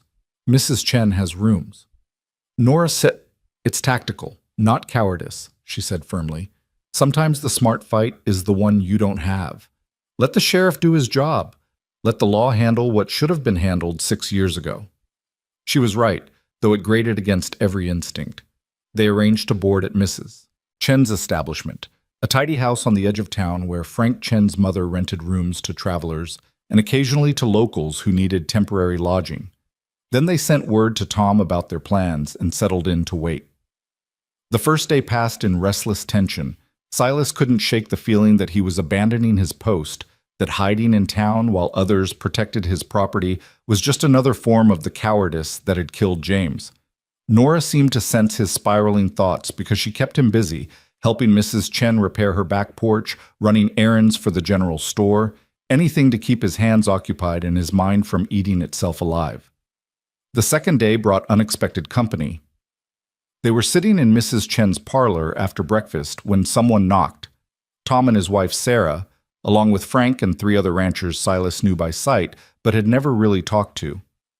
Heard you were staying in town, Tom said when Mrs. Chen showed them in. Wanted to check on you both. Make sure you weren't thinking of leaving permanent-like. Why would we leave? Nora asked, confused. Sarah Chen, no relation to Frank despite the shared name, just one of those coincidences common in small communities, stepped forward. She was a tiny woman with steel in her spine and a reputation for speaking her mind. Because that's what happened last time, she said gently. After James died, Silas shut everyone out, stopped coming to town except for supplies, stopped accepting help. We worried you might do the same now. We're not leaving, Silas said firmly. We're just letting the sheriff do his job. Good, Frank said. He pulled out a chair and sat uninvited, the others following suit. Because we've been talking, those of us who ranch in this valley, about the rustling problem, about how it's getting worse, and about how maybe it's time we stopped waiting for them to pick us off one by one and started working together. What are you proposing? Nora asked. A valley association, Tom explained, formal-like with rules and responsibilities. We pool resources for night watches, share information about suspicious activity, support each other when trouble comes. What happened at your place? 5 armed men that could have ended badly. Would have, probably, if you two hadn't been as capable as you are. But not everyone's as capable. Old Marcus Webb, for instance, he's 73 and living alone. If they hit his place, he'd have no chance. So we protect each other, Frank continued. Take turns posting watches on the properties most likely to be hit. Set up signal systems, bells, shots, whatever works, so when trouble comes, everyone knows and everyone responds. Make it so expensive and difficult for rustlers to operate here that they move on to easier territory. It was a good plan, practical and community-minded in a way that frontier life required. Silas felt something ease in his chest, the knowledge that he wouldn't have to face this threat alone, that the isolation he'd wrapped around himself after James's death was finally truly ending. "I'm in," he said. "Whatever you need from us." "We both are," Nora added. "Tell us how we can help." They spent the rest of the morning planning, dividing the valley into zones, establishing a rotation for night watches, deciding on signal protocols and emergency meeting points. Sarah suggested that the women form their own network for sharing information during the day, since they were often home while men worked the far ranges. Nora volunteered to help organize it, and Silas watched with pride as his wife, who'd been rejected and mocked by polite society, took charge of the conversation with natural leadership that made everyone listen. By noon, they had the framework of something real, not just a plan, but a community coming together to protect itself. Tom stood to leave, then paused and looked at Silas directly. "What you did the other night," he said. "Standing your ground, protecting your property. That took more courage than most men have.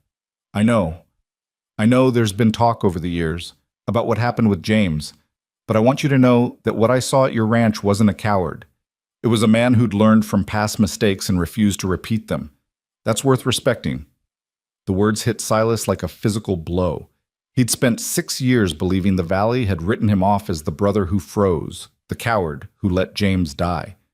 To hear Tom, gruff, judgmental Tom, who'd made jokes about his mail-order bride, acknowledge his courage meant more than he could express. "Thank you," he managed.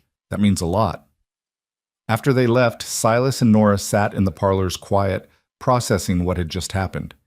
"Did you arrange that?" Silas asked. "The visit, I mean. Did you talk to Sarah about getting them here?" "No," Nora said. "But I'm glad they came. You needed to hear what Tom said. You've been carrying James's death like a millstone for 6 years. Maybe it's time to set it down." "I don't know if I can." "Not all at once," she agreed. "But maybe piece by piece. Starting with accepting that what happened the other night, you standing with me, fighting for us, that's the truth of who you are now. Not the scared young man you were 6 years ago, but the man you've become since." Before Silas could respond, Sheriff Morrison appeared at the door, his face grim. "Need you both at my office," he said without preamble. "We've got something." They followed him through town to the sheriff's office, where 2 men sat in cells at the back. Rough-looking characters with the kind of faces that advertised hard living and harder choices. One of them had a bandage on his left shoulder, seeping blood through the gauze. "Recognize him?" Morrison asked Silas.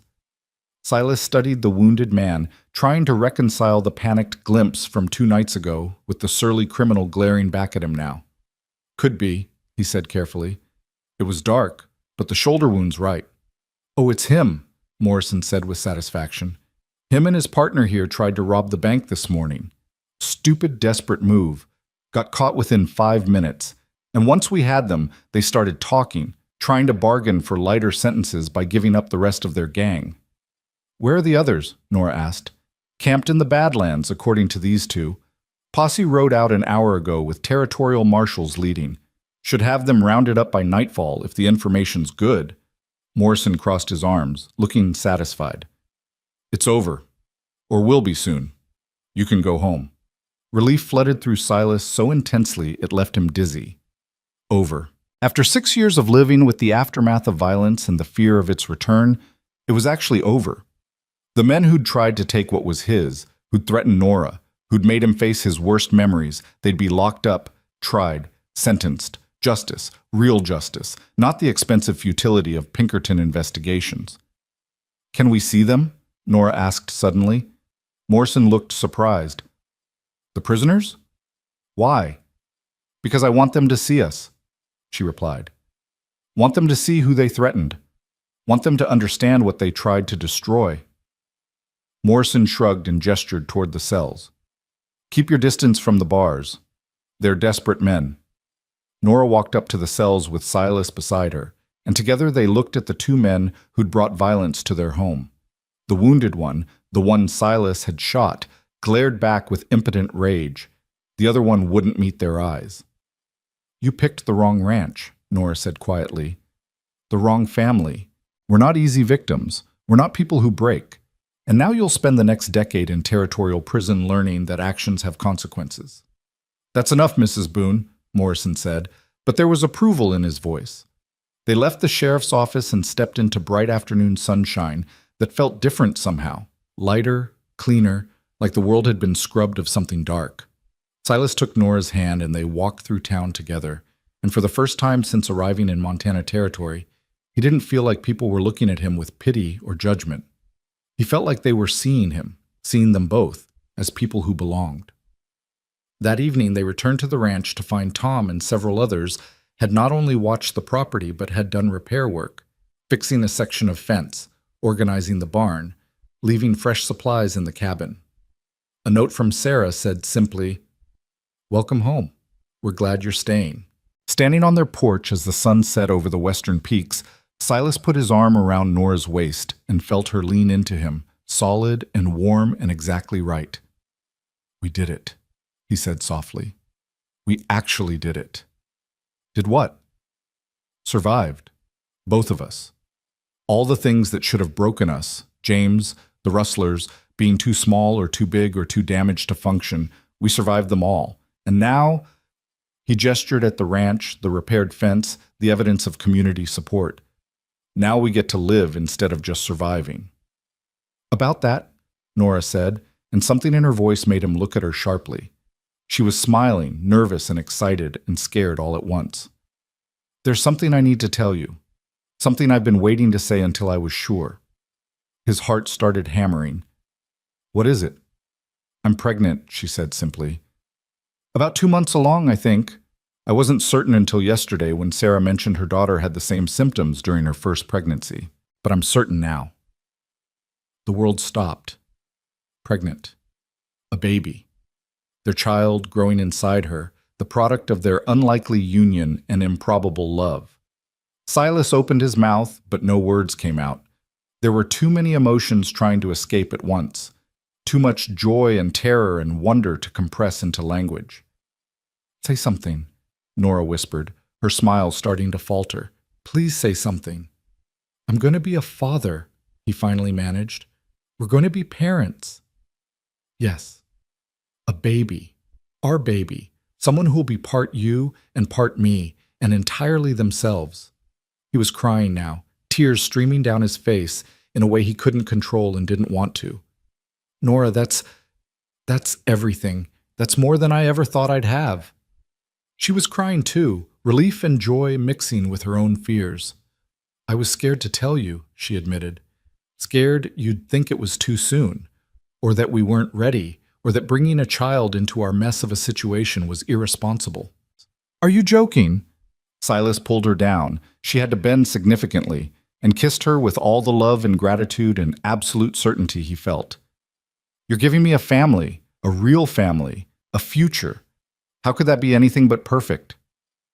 They held each other on the porch as twilight deepened. Two people who'd started as strangers bound by lies and desperation, who'd become partners through honesty and courage, and who were now becoming parents. The weight of it was enormous and terrifying and absolutely right. "Our child," Nora said softly, her hand on her belly, "will know that love doesn't come in one shape, that strength isn't about size, that courage is facing your fears instead of running from them. They'll know they're wanted," Silas added, "that they're loved before they're even born, that they have parents who chose each other fully, scars and all." "Do you think," Nora hesitated, "do you think we can do this? Raise a child? Be good parents?" "I think," Silas said carefully, "that we've already proven we can do impossible things. We turned a paper marriage into a real one. We fought off rustlers. We built a life out of nothing but determination and honesty. If we can do all that, surely we can figure out how to love a child."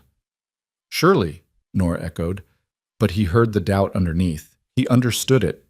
They were both carrying the weight of damaged childhoods, his marked by early loss and crushing guilt, hers by constant rejection for being too much of everything good girls weren't supposed to be. How did people with their histories raise children who felt loved and secure? "We'll make mistakes," Silas said, "probably a lot of them. But we'll make them together, and we'll learn, and our child will know they're loved even when we mess up. That's more than some people get." It's more than either of us got. Nora nodded slowly. Together, she agreed. We do everything together. The next weeks passed in a blur of preparation and adjustment. The territorial marshal's posse had indeed caught the rest of the rustling gang. All 5 men now awaiting trial in Great Falls. The Valley Association Tom had proposed took shape rapidly, with Nora and Sarah organizing the women's network into something remarkably efficient. Information flowed through the community faster than ever before, creating a web of mutual protection that made everyone safer. But the most significant changes were happening at the Boone Ranch. Silas began building a cradle from pine he'd been saving for furniture, his hands working with a care and attention he'd never brought to anything before. Nora sewed tiny clothes from fabric she bought in town, her large fingers surprisingly delicate with needle and thread. They talked endlessly about names, about how to raise a child who felt secure, about all the ways they'd try to be better than their own parents had been able to be.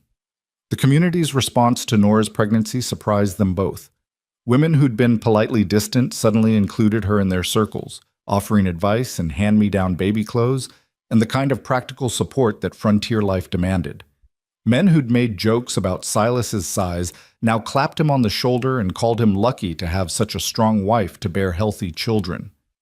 It wasn't acceptance exactly, both of them still carried the scars of being different, but it was something close to belonging. One afternoon in late October, with frost touching the grass and winter promising its approach, Sarah came to visit with 3 other ranchers' wives. They found Nora in the garden, harvesting the last of the vegetables before the first hard freeze killed everything. "We wanted to talk to you," Sarah said, her tone serious enough to make Nora worried. "About the summer fair next month." "What about it?" "The community wants to do something special this year," Sarah explained. "To celebrate the Valley Association, the end of the rustling trouble, all the changes that have happened, and we thought—" She glanced at the other women, who nodded encouragement. "We thought you should be in charge of organizing the children's activities." Nora stared at her. "Me? Why me?" "Because you're good with children," Sarah said simply. "I've watched you with my daughters when we visit. You don't talk down to them or treat them like fragile things. You teach them useful skills and make them laugh. That's rare and valuable, and exactly what we need for the fair." It was such a small thing in the grand scheme of survival and frontier hardship, organizing games and activities for children at a community fair. But to Nora, who'd spent her life being told she was too much for polite society, too rough for refined company, too unmarriageable to be trusted with social responsibilities, it meant everything. "I'd be honored," she said, her voice thick with emotion she tried to hide. The women spent the afternoon planning, games, contests, lessons in practical skills like tent building and knot tying that frontier children needed to know. Nora found herself laughing, truly laughing, as they worked together. For the first time since leaving St. Louis, she felt like she had friends. Real friends.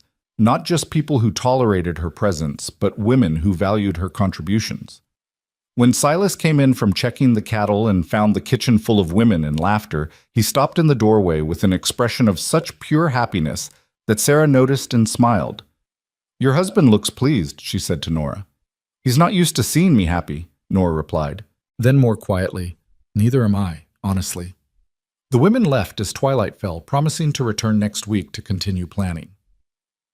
Silas and Nora made dinner together in comfortable silence, moving around each other with the practiced ease of people who'd learned each other's rhythms. "Sarah asked me to organize the children's activities for the fair," Nora said as they ate. "That's perfect," Silas replied. "You'll be wonderful at it." "You think so?" "I know so." He reached across the table and took her hand. "Nora, you've spent your whole life being told you're too much, but you're not. You're exactly enough for this valley, for those children, for me, for our baby. You're exactly what we all needed, even if we didn't know it until you arrived." She squeezed his hand, unable to speak past the emotion in her throat. How had this happened? How had a desperate letter to a matrimonial column led to this? To belonging, to purpose, to love that felt solid enough to build a life on. The fair arrived on a crisp November day, the last warm breath before winter's grip closed over the territory. The entire valley gathered in Great Falls, ranchers and miners, shopkeepers and farmers. Families from 50 miles around coming together for the rare celebration that frontier life allowed. Nora had organized an entire section for children, with stations teaching practical skills disguised as games. Tent building competitions where kids worked in teams. Knot tying races where the fastest correct knots won prizes. A contest to see who could identify the most edible plants from samples she'd gathered. Even a supervised area where children could practice gentling nervous animals under her guidance.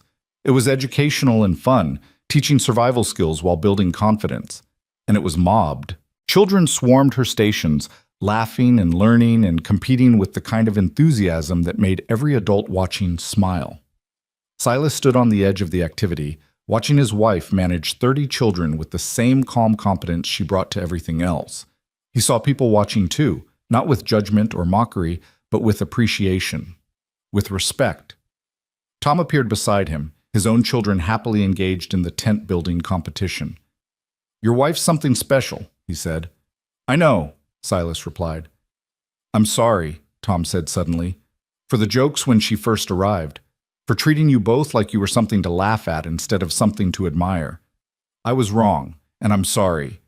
Silas looked at him, surprised. Tom Hutchins apologizing was about as common as snow in August.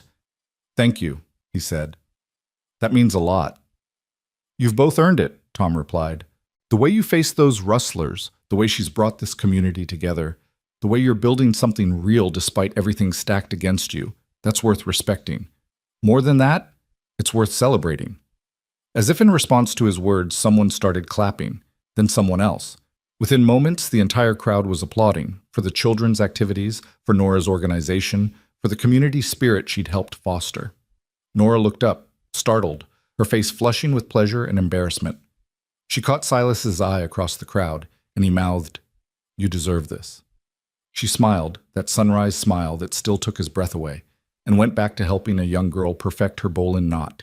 They drove home that evening with the wagon full of prize ribbons the children had won, with memories of laughter and belonging, with the knowledge that they'd built something real and lasting in this harsh, beautiful place. The stars came out as they traveled, so many stars that the Milky Way looked like someone had spilled milk across black velvet. "I never thought I'd have this," Nora said softly, her hand resting on her belly where their child grew. "A home. A husband who loves me, of friends. A community that values what I can do instead of mocking what I am." "I never thought I'd forgive myself," Silas replied. "For James, for being small, for all the ways I thought I'd failed. But you taught me that redemption isn't about being perfect. It's about choosing to try again despite every reason not to." "We taught each other," Nora corrected. "That's what partners do." They reached the ranch to find Thunder waiting by the fence, as if he'd been watching for their return. The cabin glowed with lamplight Tom had promised to set burning before they returned. Another small kindness in a growing collection of them. Home. It was really, truly home now.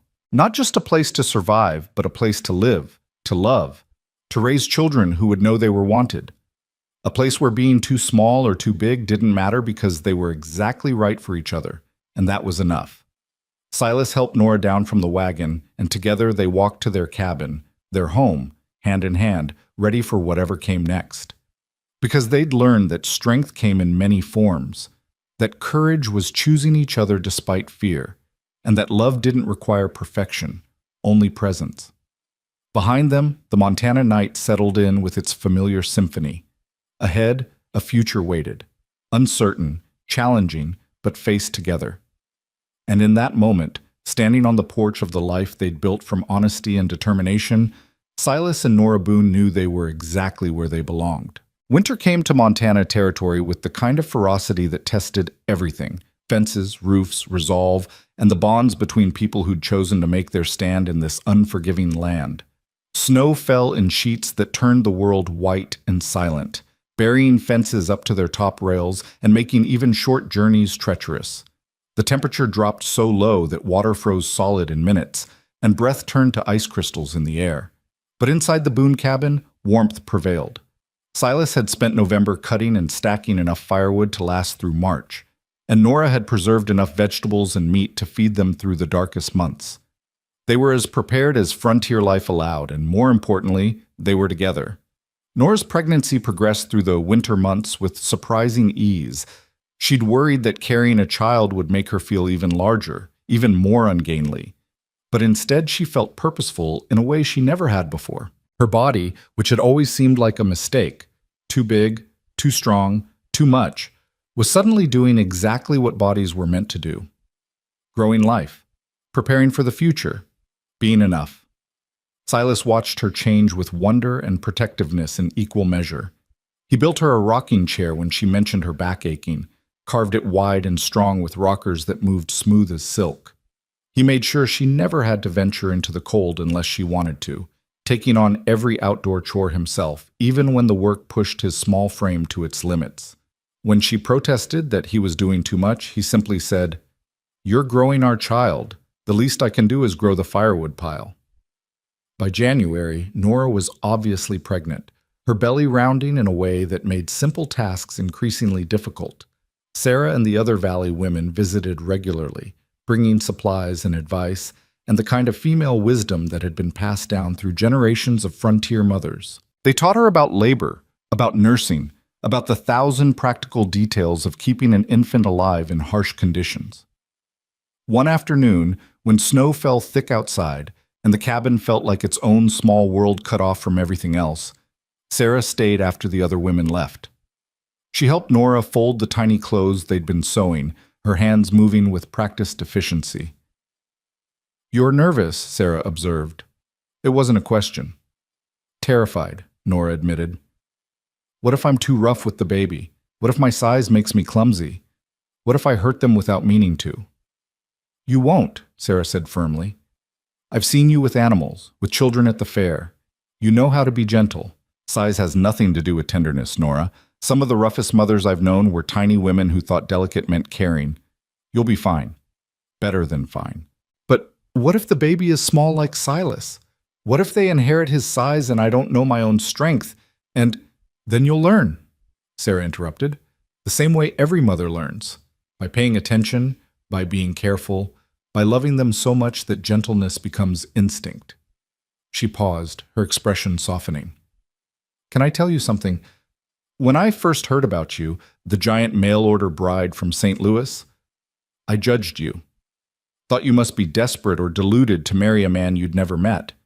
But watching you these past months, seeing how you and Silas are together, how you've strengthened this whole community just by being who you are, I was wrong. You're not desperate. You're brave. And that baby growing inside you is lucky to have you as a mother." Nora's eyes filled with tears. She tried to blink away. "Thank you," she whispered. "I needed to hear that." After Sarah left, Nora sat in her rocking chair by the fire, her hands on her belly, feeling the baby move inside her. Each kick, each shift felt like a promise that life continued, that hope survived, that love could create something entirely new and precious. Silas came in from the barn, snow dusting his shoulders and hat, his cheeks red from cold. He saw her sitting there, one hand on her belly and tears on her face, and was beside her in an instant. "What's wrong? Is it the baby? Are you hurting?" "I'm fine," she assured him. "Better than fine. Just feeling grateful." He knelt beside her chair, his hand joining hers on her belly. "For what?" "For you. For this." She gestured around the cabin, their home, built and expanded and filled with evidence of their life together. "For getting on that train even though I was terrified. For lying in my letters because I wanted this so badly, I was willing to risk everything for it." "I'm grateful for your lies too," Silas said softly, "because they brought you here. And you brought me back to life." They sat together as the winter storm raged outside, two people who'd found each other through desperation and built something real through honesty, waiting for the spring that would bring their child into the world. February came and went, each day a little longer than the last, winter's grip slowly loosening. March arrived with mud and meltwater, the world transforming from white to brown as snow retreated and revealed the land beneath. Nora was huge now, her belly so round that simple tasks like bending over or putting on boots became complex negotiations with gravity and balance. "I feel like thunder," she complained one morning, trying and failing to see her own feet. Enormous and ungainly and likely to break things accidentally. "You look beautiful," Silas said, meaning it completely, like life itself. "You're biased." "Absolutely," he agreed, "but also right." The baby was due in April, according to Sarah's calculations, which meant they had weeks left to prepare. Silas had converted the small addition off their bedroom into a nursery, painting the walls a warm yellow and installing the cradle he'd built beside a window that caught morning sun. Nora had sewn curtains and made blankets and organized tiny clothes by size in a chest Tom had built as a gift. Everything was ready. They were ready, or at least as ready as two people who'd never done this before could be. On April 3rd, just after dawn, Nora woke to a sensation she'd been told to expect, but still caught her unprepared, a tightening across her belly that built and released like waves on a shore. Not painful yet, but insistent. A signal that time was running out, that the baby had decided today was the day. "Silas," she said, her voice remarkably calm considering the fear coursing through her. "It's time." He was up and dressed in minutes, moving with the kind of controlled urgency that came from practicing this moment in his mind 100 times. He rode to Tom's ranch to fetch Sarah, who'd promised to help with the delivery, then to town for Doc Miller, the old physician who handled everything from cattle diseases to human births with equal competence. By the time he returned to the ranch, the cabin was full of women: Sarah, her daughters, Mrs. Chen, and 3 others from the Valley Association who'd come to help however they could. They'd taken over the bedroom, relegating Silas to the main room where he paced like thunder in a too-small pen, wearing a path in the floor and driving himself half-mad with worry and helplessness. Tom arrived and sat with him, saying nothing because there was nothing useful to say. Frank came too, and Pete Morrison, and old Marcus Webb. The men gathered without being asked, a silent show of support, waiting for news and offering the kind of company that didn't require words. Inside the bedroom, Nora labored through the morning and into the afternoon. Sarah held one hand, Mrs. Chen the other, both of them offering encouragement and practical advice, while Doc Miller monitored her progress with the detached competence of someone who'd delivered hundreds of babies. "You're doing fine," he kept saying. "Strong as an ox, which is exactly what you want in childbirth. Just keep breathing through the contractions." But as afternoon wore into evening, Doc Miller's expression grew concerned. The baby was taking too long. Something wasn't quite right. The position, maybe, or the size, something that made this harder than it should be. "I might need to intervene," he said quietly to Sarah. "If the baby doesn't turn soon." "No," Nora gasped between contractions. "No cutting. I can do this. I'm strong enough." "Being strong isn't always enough," Doc Miller said gently. "Sometimes we need help." "Then help me," Nora replied. "But don't cut me open, please." What happened next required every ounce of Doc Miller's skill and Nora's determination. He worked to manually turn the baby, his hands gentle but insistent, while Nora breathed through pain that made her earlier discomfort seem trivial. Sarah wiped her forehead with cool cloths. Mrs. Chen murmured encouragement in Chinese and English both. Outside, Silas heard Nora cry out, a sound of such pain and effort that he was halfway to the bedroom door before Tom caught him. "You can't help in there," Tom said firmly. "All you can do is trust that she's strong enough and that the women know what they're doing." "What if she's not?" Silas whispered. "What if I lose her? What if this baby costs me everything that matters?" "Then you'll survive it," Tom said. "The same way you survived James. The same way she survived being rejected by every man in Missouri. You'll survive because that's what people do. But she's not going to die, Silas. She's too damn stubborn, and that baby's too damn wanted. They're both going to be fine." As if in response to Tom's words, a new sound came from the bedroom, a thin, reedy wail that built into a full-throated cry. A baby's cry. Their baby. Silas was through the door before anyone could stop him, bursting into a room that smelled of blood and sweat and something indefinably sacred. Nora lay propped against pillows, her hair plastered to her head with sweat, her face exhausted and transcendent. And in her arms, wrapped in a blanket Sarah had made, was the smallest, most perfect thing Silas had ever seen. "We have a daughter," Nora said, her voice raw from hours of labor but filled with wonder. Silas, we have a daughter. He couldn't speak, couldn't breathe, could only stare at this tiny person who hadn't existed an hour ago and now was the center of his universe. The baby had Nora's dark hair and his small bone structure, and when she opened her eyes, just for a moment, they were the color of honey in sunlight. "Can I hold her?" he asked, his voice breaking. Nora passed the baby to him carefully, and suddenly Silas understood what people meant when they talked about hearts being full. His daughter weighed maybe 7 pounds, so light he was afraid he'd drop her, and when she wrapped her tiny hand around his finger, he felt tears streaming down his face unchecked. "Hello," he whispered. "Hello, little one. I'm your father. I'm going to love you for the rest of my life. I'm going to protect you and teach you and make sure you know you're wanted every single day. I promise." The baby made a small sound, not quite a cry, and nestled against his chest, as if she recognized his voice from the months she'd spent listening to it through Nora's belly. "What should we name her?" Nora asked softly. They'd discussed names for months but never quite decided. Now, holding his daughter, Silas knew immediately. "Hope," he said. "Hope Nora Boone. Because she represents everything we hoped for and everything your courage made possible." Nora's smile was radiant despite her exhaustion. "Hope," she agreed. "It's perfect." Doc Miller cleared his throat. "Mother and baby both need rest. Everyone out except Silas, and even he shouldn't stay too long." The women filed out, each one stopping to congratulate them, to coo over baby Hope, to marvel at the miracle that was every birth but felt particularly miraculous when it was someone you cared about. Tom stuck his head in long enough to say, "Congratulations," with genuine warmth before herding the other men outside. Finally alone, Silas sat on the edge of the bed, Hope still in his arms, Nora reaching out to touch her daughter's tiny hand. They stayed like that as twilight deepened outside. 3 people who were now a family, processing the enormity of what had just happened. "I was so scared," Nora admitted. "Scared I wasn't strong enough. Scared something would go wrong. Scared I'd fail her before she even drew breath." "But you didn't fail," Silas said. "You brought her into the world through sheer determination and strength. Our daughter is here because of you, Nora, because you're exactly as strong as you need to be." "We did it together," she corrected. "You got help. You trusted the community. You didn't try to handle this alone."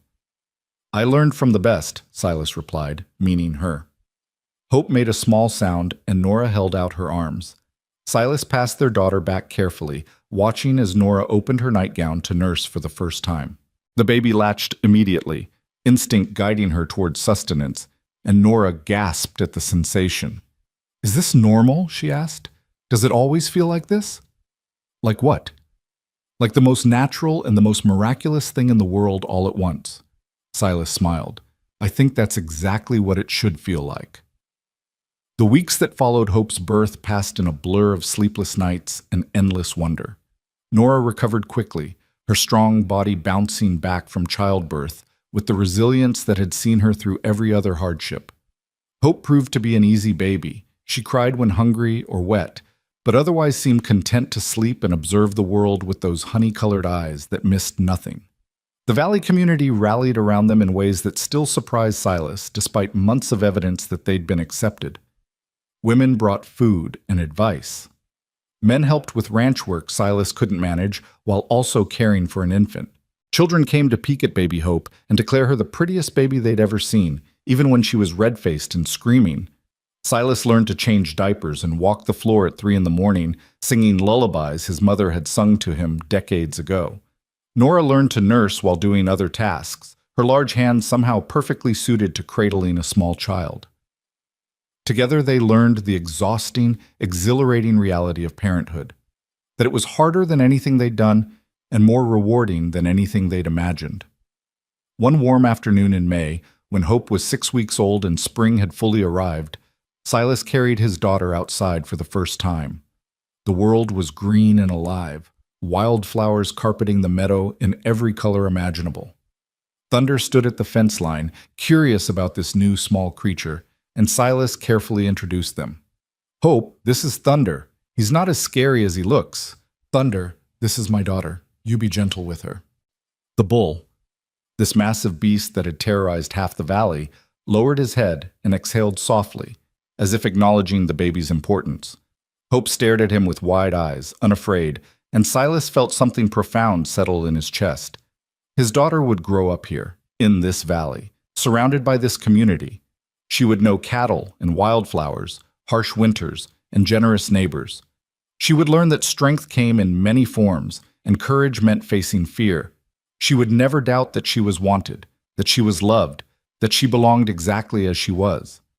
Nora joined them on the porch, moving with more ease than she had in months, her body returning to its natural strength. She slipped her arm around Silas's waist, and together they looked out at their ranch, expanded now, prosperous, home to cattle and chickens, and a massive bull who'd been gentled by love. "Do you ever think about the letters?" Nora asked. "The lies we told to get here?" "Sometimes," Silas admitted, "but I think maybe they weren't really lies, just hopes we didn't know how to express honestly. You wrote about being gentle and loving wildflowers because that's who you wanted to be, even if you couldn't say, 'I'm 6 feet tall and stronger than most men and terrified no one will love me anyway.' And you wrote about wanting a quiet life because you couldn't say, 'I'm haunted by my brother's death and afraid I'm too broken to be loved,'" Nora continued. "So we lied our way to truth," Silas said, "and somehow it worked." "It worked because we made it work," Nora corrected. "We could have walked away when we saw each other at that train station, could have called it a mistake and gone back to our separate loneliness. But we didn't. We chose to stay, to try, to build something real from flawed foundations." Hope made a small sound, drawing their attention back to her perfect, tiny face. She'd fallen asleep in Silas's arms, completely trusting, absolutely secure. "She'll never know the lies," Silas said softly. "She'll only know the truth, that her parents loved each other enough to risk everything on possibility." As summer arrived and Hope grew from a tiny infant into a baby with personality and preferences, the ranch bloomed.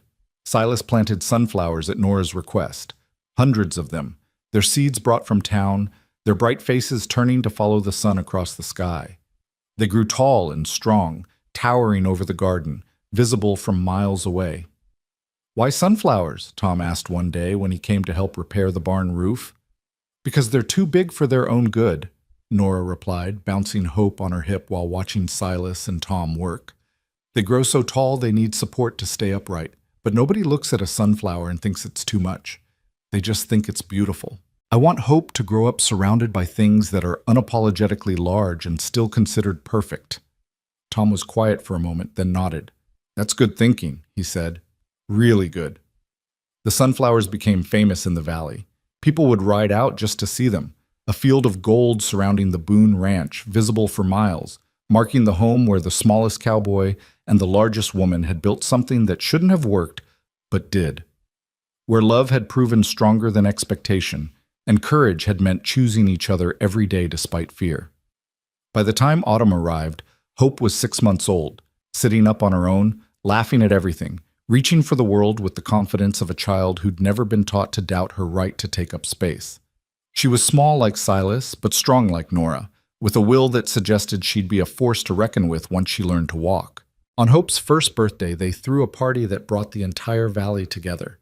Tables were set up in the meadow beneath the sunflowers, groaning under the weight of food everyone had contributed. Children ran wild while adults talked and laughed.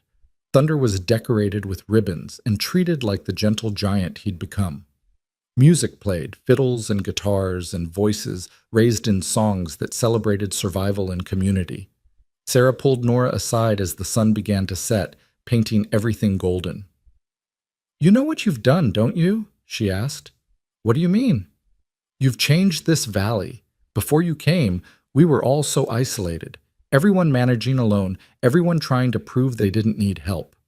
Then you arrived, this woman who shouldn't have fit, who broke every expectation, and you taught us that strength means asking for help, that community matters more than pride, that being different isn't the same as being wrong." Sarah smiled. "My daughters talk about you like you're a hero from a story. They say when they grow up, they want to be brave like Mrs. Boone." Nora felt tears prick her eyes. "I'm not brave, I'm just stubborn." "Same thing sometimes," Sarah replied. As darkness fell and the party wound down, as neighbors headed home under stars so bright they cast shadows, Silas and Nora sat on their porch with Hope asleep between them. The cabin behind them was larger now, expanded twice to accommodate their growing family and the life they'd built. The ranch was prosperous, the community was strong, and the future stretched ahead with promise instead of fear. "I wrote to the matrimonial column because I was desperate," Silas said quietly, "because I thought I needed someone to save me from loneliness and guilt. And I answered because I thought if I could just get far enough away from judgment, I might finally be enough," Nora added. "But we were both wrong," Silas continued. "We didn't need saving. We needed someone to see us clearly, all our scars and fears and broken pieces, and choose us anyway." "We needed each other," Nora said simply. "Not perfect versions of ourselves, just the truth of who we are." Hope stirred in her sleep, making the small sounds of dreams. In a few years, she'd be old enough to hear the story of how her parents met, the lies in letters, the shock at the train station, the slow building of trust and love. She'd learned that her father had frozen once when it mattered, but found courage when it mattered most. That her mother had been called too big, too much, too everything, and had learned that size was irrelevant when heart was large enough. She'd grow up knowing that love wasn't about perfection. It was about showing up scared and choosing each other anyway. That family was built not on matching sizes or meeting expectations, but on honesty, determination, and the willingness to see beauty in what others called flawed. The sunflowers rustled in the night breeze, their dried heads heavy with seeds that would plant next year's garden. Thunder lowed contentedly in his pasture. The creek sang its endless song. And on the porch of the home they'd built from courage and lies turned truth, Silas and Nora Boone held their sleeping daughter and each other, grateful for the desperate letters that had brought them together and the honest love that had made them stay. Years later, when Hope was old enough to understand, Silas would take her to visit James's grave on the hillside overlooking the ranch. He'd tell her about her uncle, about mistakes and forgiveness, about how sometimes the hardest person to forgive was yourself.